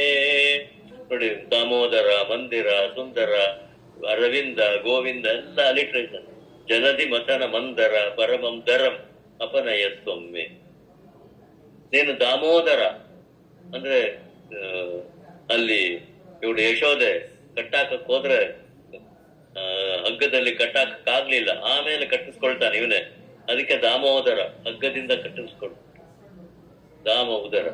ಗುಣಮಂದಿರ, ಅನೇಕ ಸದ್ಗುಣಗಳು ಕೂಡಿರುವಂತಹ ವ್ಯಕ್ತಿ ನೀನು. ಆಮೇಲೆ ಸುಂದರ ವದನಾರವಿಂದ, ನಿನ್ನ ಮುಖ ಕಮಲ ನೋಡ್ತಾ ಇದ್ರೆ ನೋಡ್ತಾನೇ ಇರ್ಬೇಕು ಅನ್ಸುತ್ತೆ, ಸುಂದರವಾಗಿದೆ, ಅತ್ಯಂತ ಸುಂದರ. ಹಾಗೆ ನೀನು ಗೋವಿಂದ. ಗೋವಿಂದ ಅಂದ್ರೆ ತುಂಬಾ ಅರ್ಥ ಹೇಳ್ತಾರೆ. ಗೋ ಅಂದ್ರೆ ವೇದಗಳು ಅಂತ. ಗವಾಂ ಸ್ತುತಿಗಿರಾಂ ವಿಂದೋ ಗೋವಿಂದ, ಆ ವೇದಗಳ ವಾಕ್ಯಗಳಿಂದ ತಿಳಿಯಲ್ಪಡುವವನು. ಆಮೇಲೆ ಗೋ ಅಂದ್ರೆ ಧರಣಿ, ಭೂಮಿ, ಅದು ಹಿರಣ್ಯಾಕ್ಷ ತಗೊಂಡೋಗಿ ಬಚ್ಚಿಟ್ಟಾಗ ಅದನ್ನೇ ಎತ್ತಿ ಉದ್ಧಾರ ಮಾಡಿದವನು ಗೋವಿಂದ ಅಂತ ಹೇಳ್ತಾರೆ. ಮತ್ತು ಗೋಭಿ ವಾಣಿಭಿ ವೇದಾಂತ ವಾಕ್ಯ ಹೀತಿ, ವೇದಾಂತ ವಾಕ್ಯಗಳಿಂದ ತಿಳಿಯಲ್ಪಡುವಂತ ಅವನು ಗೋವಿಂದ ಅಂತ ನೀನು. ಸುಂದರ ವದನಾರವಿಂದ ಭವಜಲಧಿ ಮಥನ ಮಂದರ. ಆಮೇಲೆ ಭವ ಸಂಸಾರವೆಂಬ ಸಮುದ್ರವನ್ನು ಕಡಿದು ಹಾಕೋದು ಅಂದ್ರೆ ಅದನ್ನ ನಾಶ ಮಾಡೋದು. ಅದನ್ನ ಮಥನ ಮಂದರ, ಮಥನ ಮಾಡುವಾಗ ಅದನ್ನ ಎತ್ತಿ ಹಿಡಿಯೋನು, ಸಂಸಾರದಿಂದ ನಮ್ಮನ್ನು ಎತ್ತಿ ಹಿಡಿಯುವವನು. ಕೂರ್ಮಾವತಾರ ಮಾಡಿದ್ನಲ್ಲ, ಅದನ್ನ ಹೇಳ್ತಾರೆ. ಹಾಗೆ ಯೋಗೀಂದ್ರಾಣಾಂ ತ್ವದಂಗೇಶ್ವರಿಕ ಸುಮಧುರಂ ಮುಕ್ತಿ ಭಾಜಾಂ ನಿವಾಸೋ ಭಕ್ತಾನಾಂ ಕಾಮವರ್ಷದ್ಯುತರು ಕಿಸಲಯಂ ನಾತತೆ ಪಾದಮೂಲಂ ನಿತ್ಯಂ ಚಿತ್ತಸ್ಥಿತಂ ಮೇ ಪವನಪುರಪತೆ ಕೃಷ್ಣ ಕಾರುಣ್ಯ ಸಿಂಧೋ ಕೃತ್ವಾ ನಿಶೇಷತಾಪಾನ್ ಪ್ರದಿಶತು ಪರಮಾನಂದ ಸಂದೋಹ ಲಕ್ಷ್ಮೀಂ ಅಂತ. ನಿನ್ನ ಪಾದಾರವಿಂದ ಅದು ಜಲದಲ್ಲಿ ಮುಳುಗ್ತಾ ಇರೋ ನನ್ನ ಭಯವೆಂಬ ಸಮುದ್ರ ನನಗೆ ದರಂ ಮಮ ಪರಮಂ ದರಂ. ದರ ಅಂದ್ರೆ ಭಯ, ಈ ಸಂಸಾರದಲ್ಲಿ ಭಯ. ಯಾಕಂದ್ರೆ ನಥಿಂಗ್ ಇಸ್ ಸರ್ಟನ್ ಅಲ್ವಾ, ಏನ್ ಸರ್ಟ್ಯಾನಿಟಿ ಹೇಳಕ್ಕಾಗಲ್ಲ, ನಾಳೆ ಇರ್ತೀವೋ ಇಲ್ವೋ ಯಾರಿಗೂ. ಆದ್ರೆ ಅದೇ ಭಯ, ಎಲ್ಲದಕ್ಕಿಂತ ಮರಣ ಭಯ ಅನ್ನೋದು ತುಂಬಾ ಹೆಚ್ಚಾದ ಭಯ ಅಂತ. ಇವಾಗ ಹೇಳ್ಕೊಳಲ್ಲ, ಎಲ್ಲಾರ್ಗು ಒಂದು ವಯಸ್ಸಾದ್ಮೇಲೆ ಶುರು ಆಗುತ್ತೆ ಮರಣ ಭಯ. ಹೇಗಾಗುತ್ತೋ ಏನಾಗುತ್ತೋ ಆತರ, ಸಂಸಾರ ಹೇಗ್ ನಡಿ ಅದ್ರ ಚಿಂತೆ ಬೇರೆ, ನನಗೇನಾಗತ್ತೋ ಮುಂದೆ. ಯಾಕೆಂದ್ರೆ ಮುಂದೆ ಏನಾಗತ್ತೆ ಅನ್ನೋ ಡೆಫಿನೆಟ್ ಇಂದ ಇರುವಾಗ ನಮ್ಗೆ ಒಂದು ಡೌಟ್. ಇಲ್ಲಿಂದ ಯಾರಾದ್ರೂ ನನಗೆ ಮೈಸೂರಿಗೆ ಬಂದಿರ್ತೀರಾ ಅಂದ್ರೆ ಫಸ್ಟ್ ನಾನು ಯೋಚನೆ ಮಾಡ್ತೀನಿ, ಅಲ್ಲಿ ನನಗೆ ಮನೆ ಸಿಗತ್ತಾ, ಊಟ ಸಿಗತ್ತಾ, ಇಲ್ಲೇ ತರ ಬೆಂಗಳೂರು ತರನೇ ಎಲ್ಲ ಸಿಗತ್ತಾ ಅಂತ ಖಾತ್ರಿ ಮಾಡ್ಕೊಂಡು ಹೋಗ್ತೀವಿ. ಹಾಗೆ ಸೊ ಅದೇ ತರ ಇಲ್ಲಿ ಅಷ್ಟು ವರ್ಷಾನ್ಗಟ್ಲೆ ಇದ್ದಿದ್ದು ಬಿಟ್ಬಿಟ್ಟು ಹೋಗ್ಬೇಕು ಅಂದ್ರೆ ಇಷ್ಟು ಭಯ ಆಗಲ್ಲ. ಹಾಗೆ ಅದಕ್ಕೆ ದರ ಪರಮಂ ದರ, ಅದು ಅತ್ಯಂತ ಭಯ ಅಂದ್ರೆ ಸಾವಿನ ಭಯ. ಅದನ್ನ ಅಪನಯ ನಾಶ ಮಾಡಪ್ಪ ಒಮ್ಮೆ. ಯಾಕೆಂದ್ರೆ ನೀನು ಭವಜನದಿ ಮತನ ಮಂದರ, ಈ ಭವಜನದಲ್ಲಿ ಮುಳುಗ್ತಾ ಇರೋ ಹಾಗೆ ಪರ್ವತವನ್ನು ಎತ್ತಿಡಿದ್ಯೋ ಹಾಗೆ ನಾನು ಈ ಸಂಸಾರ ಮೊದ್ಲೆತ್ಕೊಳ್ತಾನೆ. ತಾರಯ ಸಂಸಾರ ಸಾಗರತ ಅಂತ ಮೊದಲನೇ ಶ್ಲೋಕದಲ್ಲಿ ಹೇಳಿದ್ರು. ಹಾಗೆ ಅದರಿಂದ ದಾಟಿ ನಾನು ಹೇಗೆ ಹೋಗೋದು ಅಂತ ಅನ್ನೋದನ್ನ ಮಾಡಿ ಅದಕ್ಕೆ ನನ್ನ ಭಯವನ್ನು ನೀಗಿಸಪ್ಪ ಅಂತ ಕೇಳ್ಕೊಂಡ್ರು. ದಾಮೋದರ ಗುಣ ಮಂದಿರ ಸುಂದರ ವದನಾರವಿಂದ ಗೋವಿಂದ ಭವಜಲದಿ ಮದನ ಮಂದರ ಪರಮಂ ದರಮಪನಯತ್ವಮ್ಮೆ. ಇಷ್ಟು ಶ್ಲೋಕ ಆಯ್ತು. ಆಮೇಲೆ ಕೊನೆಗೆ ಹೇಳ್ತಾ ಇದ್ದಾರೆ, ನಾರಾಯಣ ಕರುಣಾಮಯ ಶರಣಂ ಕರವಾಣಿ ತಾವಕೌ ಚರಣೌ ಇತಿ ಷಟ್ಪದಿ ಮದೀಯೇ ವದನ ಸರೋಜೆ ಸದಾ ವಸತು. ಹೇಳ್ತಾ ಇರೋದು, ಆಯ್ತಪ್ಪ ನೀನ್ ಕಾಪಾಡು ಕಾಪಾಡು ಅಂತ ಹೇಳ್ತೀಯಾ, ನೀನ್ ನನ್ನನ್ನ ನಂಬಿದ್ಯಾ ಅಂದ್ರೆ ಹೌದಪ್ಪ, ನಿನ್ನ ಪಾದ ಪದ್ಮವನ್ನೇ ಶರಣಾಗತಿ ಆಗ್ತಿದ್ದೀನಿ ನಾನು. ಇಲ್ಲಿ ಷಟ್ಪದಿ ಅನ್ನಕ್ಕೇನು ಅಂದ್ರೆ ದುಂಬಿ, ಈ 6 ಶ್ಲೋಕಗಳೇ 6 ಪಾದ ಕಾಲಿರೋ ದುಂಬಿ ತರ ಯಾವಾಗ್ಲೂ ಝೇಂಕಾರ ನನ್ನ ಮುಖವೆಂಬ ಕಮಲದಲ್ಲಿ ಝೇಂಕರಿಸ್ತಾ ಇರ್ಲಿ. ವದನ ಸರೋಜೆ ಝೇಂಕಾರ. ಇನ್ನೊಂದು 6 ಪದಗಳು 6 ಪದ್ಯಗಳು ಯಾವುದು? ನಾರಾಯಣ ಕರುಣಾಮಯ ಶರಣಂ ಕರವಾಣಿ ತಾವಕೌ ಚರಣು. 6 ಪದಗಳು. ಈ 6 ಪದಗಳು ನನ್ನ ಬಾಯಿನಲ್ಲಿ ಯಾವಾಗ್ಲೂ ಆ ದುಂಬಿ ತರ ಝೇಂಕಾರ ಮಾಡ್ತಾ ಇರ್ಲಿ. ಅಂದ್ರೆ ನನ್ನ ಬಾಯಿನಲ್ಲಿ ನಿನ್ನ ನಾರಾಯಣ ನಾಮ, ನಾರಾಯಣ ಕರುಣಾಮಯ ಶರಣಂ ಕರವಾಣಿ ತಾವಕೌ ಚರಣು. ಎಲೆ ನಾರಾಯಣ ಕರುಣಾಸಾಗರ, ನಿನ್ನ ಪಾದದಲ್ಲಿ ನಾನು ಶರಣಾಗತನಾಗಿದ್ದೀನಿ ಅಂತ ನನ್ನ ಬಾಯಿಂದ ಯಾವಾಗ್ಲೂ ಈ ಝೇಂಕಾರ ಬರ್ತಾ ಇರ್ಲಿ ಅಂತ ಬೇರೆ ಅರ್ಥ. ಹಾಗೆ ನಾರಾಯಣ ಕರುಣಾಮಯ ಶರಣಂ ಕರವಾಣಿ ತಾವಕೌ ಚರಣೌ ಇತಿ ಷಟ್ಪದಿ ಮದೀಯೇ ವದನ ಸರೋಜೆ ಸದಾ ವಸತು. ಹೀಗೆ ಅವರೆಲ್ಲಾ ಕಡೆ ಇದ್ದಾರೆ. ಅಂತರ್ಬಹಿಷ್ಠ ತತ್ಸರ್ವಂ ವ್ಯಾಪ್ಯ ನಾರಾಯಣ ಸ್ಥಿತ. ಒಳಗಡೆ ಹೊರಗಡೆ. ಆಮೇಲೆ ನಾರಾಯಣ ಅನ್ನೋ ಪದ ಅಷ್ಟಾಕ್ಷರಿ, ಓಂ ನಮೋ ನಾರಾಯಣ ಅಂತ ಹೇಳಿ ಪ್ರಹ್ಲಾದನಿಗೆ ನಾರದರು ಉಪದೇಶ ಮಾಡಿದ್ದು ಆ ನಾರಾಯಣ ಅಂದ್ರೆ ನರಸ್ಯ ಅಯನಂ, ನರರಿಗೆ ಕೊನೆ ಗತಿ ಅದೇ. ಮತ್ತು ನಾರ ಅಂದ್ರೆ ಈ ಸೃಷ್ಟಿ ಮಾಡುವಂತಹ ನೀರು, ಅದರಲ್ಲಿ ಮಲಗೋವನು, ಆಲದೆಲೆ ಮೇಲೆ ಇಲ್ಲ ಆದಿಶೇಷನ ಮೇಲೆ ಮಲಗಿರೋನು ನಾರಾಯಣ. ಆದ್ರಿಂದ ಅಂತ ನಾರಾಯಣ ನೀನು ಕರುಣಾಮಯ. ಕರುಣೆ ಇಲ್ದೇ ರೋಗ ಶರಣಾಗತಿ ಆದ್ರೆ ಯಾರು ಕಾಪಾಡ್ತಾರ? ಕರುಣೆ ಅನ್ನೋ ರಸ ಇರ್ಬೇಕು. ಕರುಣಾರಸ ಸಂಪೂರ್ಣ, ಕರುಣಾರಸ ಸಾಗರ ಅಂತ ದೇವಿಗೆ ಹೇಳ್ತಾರೆ. ಹಾಗೆ ದೇವಿಗೆ ಕೊನೆಗೆ ಹೇಳ್ತಾರೆ ವಿಷ್ಣು ಈಶ್ವರನ್ ಧ್ಯಾನ ಮಾಡ್ತಾನೆ. ವಿಷ್ಣು ಈಶ್ವರ ಯಾರನ್ನ ಧ್ಯಾನ ಮಾಡ್ತಾನೆ ಅಂದ್ರೆ ಹೃದಯದಲ್ಲಿ ದೇವಿನೇ ಇಟ್ಕೋಬೇಕು ಅಲ್ವಾ? ಬೇರೆಯವ್ರನ್ನ ಧ್ಯಾನ ಮಾಡಿದ್ರೆ ದೇವಿ ಸುಮ್ನೆ ಬಿಡಲ್ಲ. ಆದ್ರೆ ದೇವಿ ಹೃದಯದಲ್ಲಿ ಏನ್ ಧ್ಯಾನ ಇದೆ ಅಂದ್ರೆ ಕರುಣೆ. ಹಾಗೆ ಕರುಣ ಅನ್ನೋದು ಬೇಸಿಕ್ ಒಂದು ಕ್ವಾಲಿಟಿ ಆಫ್ ಕ್ರಿಯೇಷನ್. ಕರುಣೆ ಎಲ್ಲೆಲ್ಲಿ ನೋಡಿದ್ರು ನಿಮ್ಗೆ ಕರುಣೆ ಕಾಣುತ್ತೆ. ಕಂಡ್ಬಿಟ್ಟು ನೋಡ್ಬೇಕಷ್ಟೆ. ಅದಕ್ಕೆ ಎಕ್ಸಾಂಪಲ್ ಕೊಡಕ್ ಹೋದ್ರೆ ಇದೆ. ಒಂದ್ ಸಿಂಪಲ್ ಎಕ್ಸಾಂಪಲ್, ಎಲೆಕ್ಟ್ರಿಕ್ ಪೋಲ್ ಇದೆ, ಪಾಸಿಟಿವ್ ನೆಗೆಟಿವ್ ಹೋಗ್ತಿರುತ್ತೆ. ಹಾಗೆ ಒಂದ್ ವೈರ್ ಮೇಲೆ ಕೂತ್ಕೊಳ್ಳುತ್ತೆ, ಇನ್ನೊಂದ್ ವೈರ್ ಟಚ್ ಮಾಡಿದ್ರೆ ಸುಟ್ಟೋಗುತ್ತೆ. ಆದ್ರೆ ದೂರ ಇಟ್ಟಿರೋದ್ರಿಂದ ಒಂದ್ ವೈರ್ ಮೇಲೆ ಕೂತ್ಕೊಂಡಾಗ್ಲೂ ಸುಟ್ಟೋಗಂಗ್ ಇದ್ದಿದ್ರೆ ಯಾವ ಪ್ರಾಣಿ ಯಾವ ಪಕ್ಷಿ ಬದುಕ್ತಾ ಇತ್ತು? ಸೊ ಆ ಪಾಸಿಟಿವ್ ನೆಗೆಟಿವ್ ಅನ್ನೋ ರಿಸರ್ಚ್ ಅದನ್ನ ರಿವೀಲ್ ಮಾಡಿರೋ ದೇವ್ರು, ಅದು ಕರುಣೆ. ರಿಸರ್ಚ್ ನಲ್ಲೂ ಕರುಣೆ ಇದೆ, ಹಾಗೆ ಎಲ್ಲದರಲ್ಲೂ ಕರುಣೆ. ಆಮೇಲೆ ಪಕ್ಷಿಗಳಿಗೆ 104 ಡಿಗ್ರಿ ಸೆಂಟಿಗ್ರೇಡ್ ಯಾವಾಗ್ಲೂ ಟೆಂಪರೇಚರ್. ಯಾಕೆ? ಅದಕ್ಕೆ ಅವ್ರು ಕೊಚ್ಚೆ ನೀರು ಕುಡಿದ್ರು ಇನ್ಫೆಕ್ಷನ್ ಆಗಲ್ಲ ಅವಕ್ಕೆ. ನಮಗೆ ಡಬಲ್ ಫಿಲ್ಟರ್ಡ್ ವಾಟರ್ ಕುಡಿದ್ರು ಇನ್ಫೆಕ್ಷನ್ ಆಗುತ್ತೆ. ಹಾಗೆ ಆದ್ರಿಂದ ಕರುಣಾಮಯ ನೀನು, ಶರಣಂ ಕರವಾಣಿ, ನಿನ್ನ ಪಾದದಲ್ಲಿ ನಾನು ಶರಣು ಬಂದಿದ್ದೇನೆ, ನನ್ನನ್ನ ಕಾಪಾಡು. ಹಾಗೆ ಈ ರೀತಿಯಾಗಿ ಯಾವಾಗ್ಲೂ ಹೇಳುವಂಗ್ ಮಾಡು. ಇತಿ ಷಟ್ಪದಿ ಮದೀಯೇ ವದನ ಸರೋಜೆ ಸದಾ ವಸತು, ನನ್ನ ಮುಖ ಕಮಲದಲ್ಲಿ ಈ ದುಂಬಿ ಓಡಾಡ್ತಾ ಇರ್ಲಿ. 6 ಪದಗಳು ಅಂದ್ರೆ ದುಂಬಿ ಅಂತ ಅರ್ಥ. ಈ 6 ಪದಗಳು ನಾರಾಯಣ ಕರುಣಾಮಯ ಅಂತ 6 ಪದಗಳು ಮತ್ತು 6 ಶ್ಲೋಕಗಳು ಕೂಡ ಬಾಯಿನಲ್ಲಿ ಯಾವಾಗ್ಲೂ ಬಾಯಿ ಗಟ್ ಮಾಡಿ ದಿನಾಗ್ಲೂ ಒಂದ್ಸಲಿ ಹೇಳ್ಕೊಳೋಂಗಾಗ್ಲಿ ಅಂತ ಹೇಳ್ತಾ ಇರ್ತಾರೆ. ಹೀಗೆ ಈ ಚಿಕ್ಕ ಸ್ತೋತ್ರದಲ್ಲಿ 3ನೇ ಶ್ಲೋಕದಲ್ಲಿ ಅದ್ವೈತ ತತ್ವ, ಕೊನೆಗೆ ಸಚ್ಚಿದಾನಂದ ಲಕ್ಷಣ, ಆಮೇಲೆ ಎಲ್ಲವನ್ನು ಈ ವಿಷಯ ಮೃಗತೃಷ್ಣ ಅಂದ್ರೆ ಈ ಸಂಸಾರದಲ್ಲಿ ನಾವು ಆಶೆ ಪಡೋದೆಲ್ಲ ಈಡೇರೋ ಹಂಗ್ ಕಂಡ್ರು ಕೂಡ ಕೊನೆಯಲ್ಲಿ ಅದು ದುಃಖದಲ್ಲೇ ಪರಿಣಾಮ ಆಗುತ್ತೆ ಅಂತ ಒಂದು ತಾತ್ಪರ್ಯ. ಇದನ್ನೆಲ್ಲ ಗರ್ತಗರ್ಭಿತವಾಗಿ 6 ಶ್ಲೋಕದಲ್ಲಿ ಬರೆದು ನಮಗೆ ಉಪಕಾರ ಮಾಡಿಕೊಟ್ಟಿದ್ದಾರೆ. ಅಂತ ಶಂಕರ ಭಗವತ್ಪಾದಾಚಾರ್ಯರ ಪಾದಕ್ಕೆ ನಮಸ್ಕಾರ ಮಾಡಿ ನಾನು ಒಂದು ಚಿಕ್ಕದ ಒಂದು ವ್ಯಾಖ್ಯಾನ ಇದ್ರ ಮೇಲೆ ಮುಗಿಸಿದ್ದೀನಿ. ಸೊ ಯಾರಾದ್ರೂ ಏನಾದ್ರು ಕೇಳೋದಿದ್ರೆ ಪ್ರಶ್ನೆ ಕೇಳ್ಬೋದು, ಆನ್ ಮಾಡ್ಕೊಂಡು ಒಬ್ರೊಬ್ಬರ ಕೇಳ್ಬೋದು.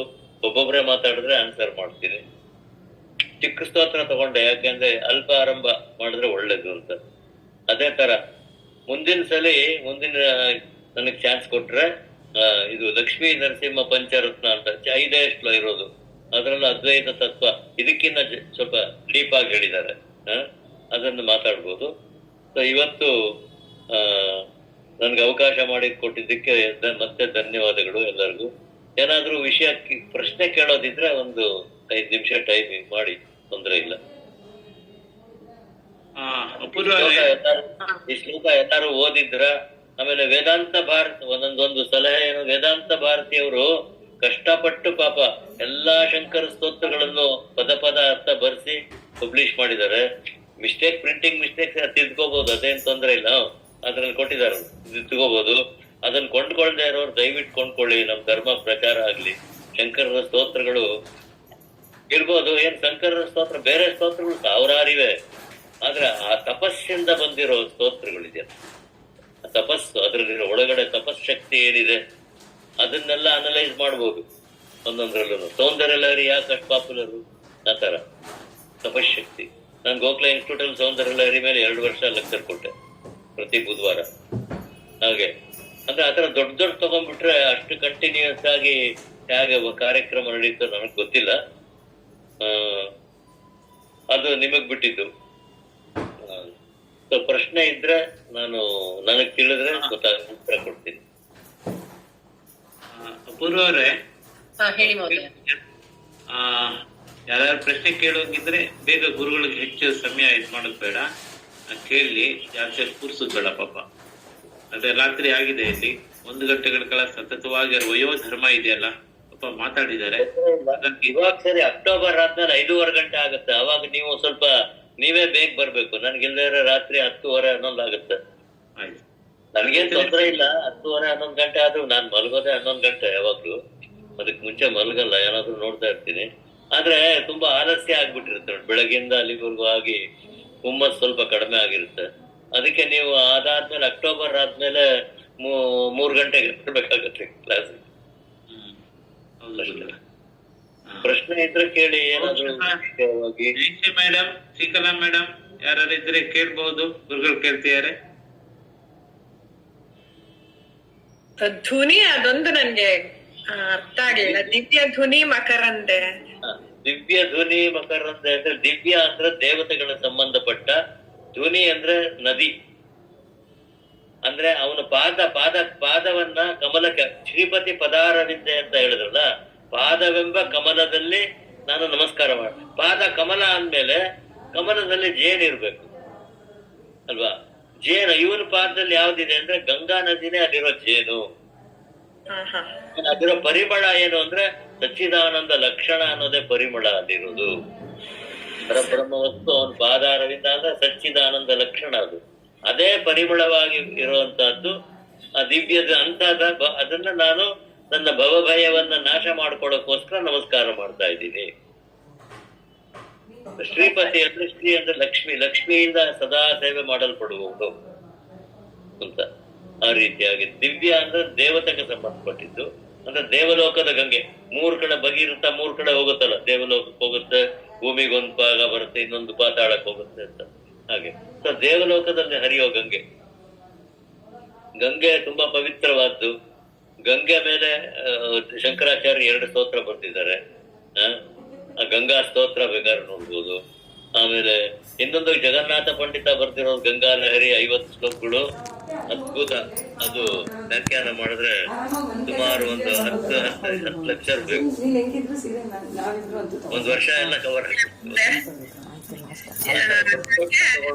ಸರಾಗವಾಗಿ ಹರಿಯೋ ಹಂಗೆ ನಿಮ್ ಬಾಯಲ್ಲಿ ತುಂಬಾ ಚೆನ್ನಾಗ್ ಬರ್ತಾ ಇದೆ, ಚೆನ್ನಾಗ್ ಅರ್ಥನೂ ಆಗ್ತಾ ಇದೆ ನಮ್ಗೆ. ಯಾವ್ದು ಕೇಳಿ? ಅಲ್ಲ, ಗಂಗೆ ಎಷ್ಟು ಚೆನ್ನಾಗಿ ಹರಿಯತ್ತಲ್ವಾ ಸರಾಗವಾಗಿ, ಹಾಗೆ ನಿಮ್ ಬಾಯಲ್ಲಿ ಎಲ್ಲ ಬರ್ತಾ ಇದೆ, ನಮಗೂ ಅರ್ಥ ಆಗ್ತಾ ಇದೆ ಅಂತ ಹೇಳಿದೆ. ತುಂಬಾ ಧನ್ಯವಾದಗಳು. ನನಗೆ ಒಂದೊಂದಾದ್ರೆ ನನಗೇನ್ ಅನ್ಸುತ್ತೆ, ಸಂಗೀತ ಬರ್ದೇ ಇರೋದು ಒಳ್ಳೇದು. ಯಾಕೆಂದ್ರೆ ಸಂಗೀತ ಆದ್ಮೇಲೆ ನಮಗ್ ತುಂಬಾ ರಾಗಗಳು ಗೊತ್ತು ಅಂತ ಬೇಡದೇ ಇರೋ ರಾಗ ಎಲ್ಲ ಹಾಕ್ತಾರೆ. ಅಲ್ಲಿ ಭಾವ ಮುಖ್ಯ. ಭಾವದಿಂದ ಜನ್ಯ ಆಗಿರೋ ರಾಗ ಮೋರ್ ಇಂಪಾರ್ಟೆಂಟ್. ನಾನು ನಾರಾಯಣಿ ಮೇಲೆ ಲೆಕ್ಚರ್ ಕೊಟ್ಟಿದ್ದೀನಿ. ಅದ್ರಲ್ಲಿ ಹೇಳ್ತಾರೆ, ಇವತ್ತು ರೆಕಾರ್ಡ್ ಮಾಡ್ಕೊಂಡಿದ್ದಾರೆ ಎಷ್ಟೋ ಜನ. ಸೂರ್ಯ ಸ್ಪರ್ಧೆ ಕಿರೀಟ ಮೂರ್ಧ್ವತಿಲಕ ಪ್ರೋದ್ಭಾಸಿ ಫಲಾಂತರಂ ಕಾರುಣ್ಯಾಕುಲ ನೇತ್ರ ಮಾರ್ದ್ರ ಹಸಿತೋಲ್ಲಾಸಂ ಸುನಾಸ ಪುಟಂ ಗಂಡೋದ್ಯನ್ಮಕರಾಭ ಕುಂಡಲ ಯುಗಂ ಕಂಠೋಜ್ವಲ ಕೌಸ್ತುಭಂ ರುದ್ರೂಪಂ ವನಮಾಲ್ಯಹಾರ ಪಟಲ ಶ್ರೀವತ್ಸದಿ ಭಜೆ ಕೇಯೂರಾಂಗದ ಕಂಕಣೋತ್ತಮ ಮಹಾರತ್ನಾಂಗುಲಿ ಅಂಕಿತ ಶ್ರೀಮದ್ಬಾಹು ಚತುಷ್ಕ ಸಂಗತ ಗದಾ ಶಂಕಾರಿ ಪಂಕೇರುಹಾಂ ಕಾಂಚಿತ್ ಕಾಂಚನ ಕಾಂಚಿ ಲಾಂಛಿತಲ ಸತ್ಪಿತಾಂಬರಾಲಂಬಿನಿ ಆಲಂಬೆ ವಿಮಲಾಂಬುಜತ್ಯುತಿ ಪದಾಂ ಮೂರ್ತಿಂ ತವಾರ್ತಿಚ್ಛಿದಂ. ನೋಡಿ, ಇದು ನನಗೆ ಯಾವ ರಾಗ ನನಗೆ ಗೊತ್ತಿಲ್ಲ. ಆದ್ರೆ ನನ್ನ ಮನಸ್ಸಿನಲ್ಲಿ ಆ ದೇವರ ಪಾಪಾದ ಮಸ್ತಕ ವರ್ಣನೆ, ಅದನ್ನ ಒಂದೊಂದು ಅಂಗಾಂಗಗಳು ಧ್ಯಾನ ಮಾಡ್ತಾ ಅದನ್ನ ರಿಪೀಟ್ ಮಾಡ್ತಾ ಇರ್ತೀವಿ ನಾವು. ಹಾಗೆ ಇನ್ನ ಬೇರೆ ಯಾಕೆ ಹೇಳಿದ್ರೆ ವೃತ್ತಗಳು ದಾಟಿ, ಶಂಕರಾಚಾರ್ಯದು ಅಶ್ವಧಾಟಿ ವೃತ್ತದ್ದು ಒಂದು ಇದೆ, ಅಂಗಾಷ್ಟಕ ಅಂತಾರೆ, ಕೇಳಿರ್ಬೋದು. ಕುದುರೆ ಸಪ್ಪುಡ ಹೋದಂಗ್ ಹೋಗ್ಬೇಕು. ಅದನ್ನ ಯಾವ್ದೋ ರಾಗದಲ್ಲಿ ಹೇಳಿದ್ರೆ ಕುದುರೆ ಸಪ್ಪುಡ ಬರ್ಬೇಕು. ಹಾಗೆ ಅದಕ್ಕೆ ಚೇಟಿ ಭವನ್ ನಿಖಿಲ ಕೇಟಿ ಕದಂಬ ತರುವಾಟಿ ಶುನಾಕಿ ಪಟಲಿ ಕೋಟಿ ರಚಾರು ತರ ಕೋಟಿ ಪಣಿ ಕಿರಣ ಕೋಟಿ ಕರಂಬಿತ ಪದ ಪಾಟಿ ರಗಂಧ ಕುಚ್ಚ ಶಾಟಿ ಕವಿತ್ವ ಪರಿಪಾಟಿ ಮಗಾಧಿಪ ಸುತ ಕೋಟಿ ಕುಲಾದಿಕ ದಾಟಿ ಮುದಾರ ಮುಖ ವಿಟಿ ರಸೇನ ತನುತ. ಇದ್ಯಾವ ಈಗ ಹೇಳಿದ್ರೆ ನನ್ನ ಬಾಯಿನಿಂದ ಕುದುರೆ ಓಡೋ ಹಂಗೆ ನನ್ನ ಮಾತುಗಳು ಬರಲಮ್ಮ ಅಂತ ಕೇಳ್ಕೊಳ್ತಾ ಇದ್ದಾರೆ ದೇವಿಲಿ. ಮಹೋದಯ 8ನೇ ಶ್ಲೋಕ, ಅದಕ್ಕೆ ಅರ್ಥ ಹೇಳೋ ತುಂಬಾ ಪದಗಳು. ಇದು ಯಾವ ಶ್ಲೋಕ ಅಂತ ಯಾವ ಶ್ಲೋಕ ಮಹೋದಯ? ಅಮ್ಮ ಈಗ ಹೇಳಿದ್ರಲ್ಲ ಕುದುರೆದು ಅಂತ, ಇದು ಯಾವ ಶ್ಲೋಕ? ಇದ್ರ ಹೆಸರು ಏನು ಮಹೋದಯ? ಇದು ಅಷ್ಟಪ್ರಾಸ ಅಷ್ಟಾಟಿ ಸ್ತೋತ್ರ ದೇವಿ ಮೇಲೆ ಅಂಬಾ ಅಂತಾರೆ.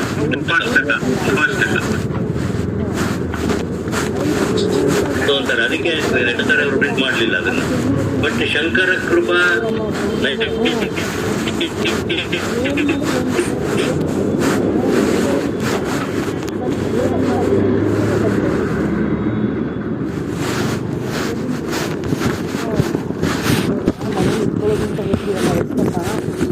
ಎಷ್ಟು ಕೇರ್ಫುಲ್ ಆಗಿದ್ರು ಸ್ವಲ್ಪ ಅದೇ ಹೇಳಿದ್ರೆ ಪರಬ್ರಹ್ಮಸ್ತು ಅಂದ್ರೆ ನಿರ್ವಿಕಾರ ನಿರ್ಗುಣ ನಿತ್ಯ ಶುದ್ಧ ಬುದ್ಧ ಮುಕ್ತ ಅವನು ಬ್ರಹ್ಮ ಅಂದ್ರೆ ಚತುರ್ಮುಖ ಬ್ರಹ್ಮ. ಹಾಗೆ ಧನ್ಯವಾದ ಮಹೋದಯ. ಕೆಲವು ಯಾಕೆಂದ್ರೆ ಸ್ವಲ್ಪ ಹೇಳ್ಬೇಕು, ನಂಗೆ ಗೊತ್ತಿರುತ್ತೆ ಯಾಕೆ ನಾನು ಅದು ಹೇಳಿದೆ ಅಂದ್ರೆ ಅದಕ್ಕೆ ಮುಕ್ಕಾಲು ಜನಕ್ಕೆ ಗೊತ್ತಿಲ್ಲ ಅಂತ ಹೇಳ್ಬೇಕು. ಗೊತ್ತಿರೋ ವಿಷಯ ಹೇಳೋದೇನು ಪ್ರಯೋಜನ ಇಲ್ಲ, ಗೊತ್ತಿಲ್ಲದೆ ಏನೋ ಸ್ವಲ್ಪ ಇಂಟ್ರೊಡ್ಯೂಸ್ ಮಾಡ್ಬೇಕು. ಇವಾಗ ನಿಮ್ಗೆ ಅಶ್ವದಾಟಿ ಹುಡುಕ ಗೊತ್ತಿಲ್ಲ, ಅದಕ್ಕೆ ಇಂಟ್ರೊಡ್ಯೂಸ್ ಮಾಡಿದೆ. ನಿಮ್ಗೆ ಅದ್ರಲ್ಲಿ ಆಸಕ್ತಿ ಬಂದು ಹುಡುಕೊಂಡು ಹೋಗಿ ಹೋದ್ರೆ ನಿಮ್ಗೂ ಪುಣ್ಯ ಅಲ್ವಾ? ಹಾಗೆ ಅಂಬಾಷ್ಟಕ ಗೊತ್ತಿದೆ, ಅದೇ ನೀವು ಹೇಳ್ದಂಗ್ ಬೇರೆ ರಾಗದಲ್ಲಿ ಕಲ್ತಿದ್ವಿ, ಇವಾಗ ಗೊತ್ತಾಯ್ತು ರಾಗ. ರಾಗ ಅಲ್ಲ ಇದು, ಘಾಟಿ ರಾಗ ಟ್ಯೂನ್. ನಾನು ಅದಕ್ಕೆ ಅವ್ರು ಹೇಳ್ತಾರೆ ನಿಮ್ ತರ ಹೇಳಕ್ ನಮ್ಗೆ ಆಗಲ್ಲ ಅಂತ ಹೇಳ್ತಾರೆ. ನನ್ಗೆ ಯಾಕಂದ್ರೆ I know the word to word meaning. ಕೋಟಿ ಕುಲಾದಧಿಕ ಧಾಟಿ ಉದಾರ ಮುಖ ವೀಟಿ ರಸೇನ ಕನುತ. ಕುದುರೆ ಸಪ್ಪಳಕ್ಕಿಂತ ಭಾಷಾ ಬರುವಂತ ಮಾತುಗಳು ನಿನ್ನ ಕೊಟ್ಟು ಕೊಡಮ್ಮ. ತಾಂಬೂಲರಸ ಕಂಚಿ ಕಾಮಾಕ್ಷಿ ಹಾಗೆ ಮುಖ ಕವಿ ತಾಂಬೂಲರಸ ಕೊಟ್ಲು ಹಾಗೆ ಶಂಕರಾಚಾರ್ಯರಿಗೆ ಕೊಟ್ಟಂಗೆ ನನಗೆ ಕೊಡು ಅಂತ ಇದ್ರಲ್ಲಿ ಶಂಕರಾಚಾರ್ಯ ಅದ್ರದ್ದು ಅರ್ಥ ಹೇಳಿ ಮಹೋದಯ, ಹೀಗೇನೆ ಚೆನ್ನಾಗಿರುತ್ತೆ.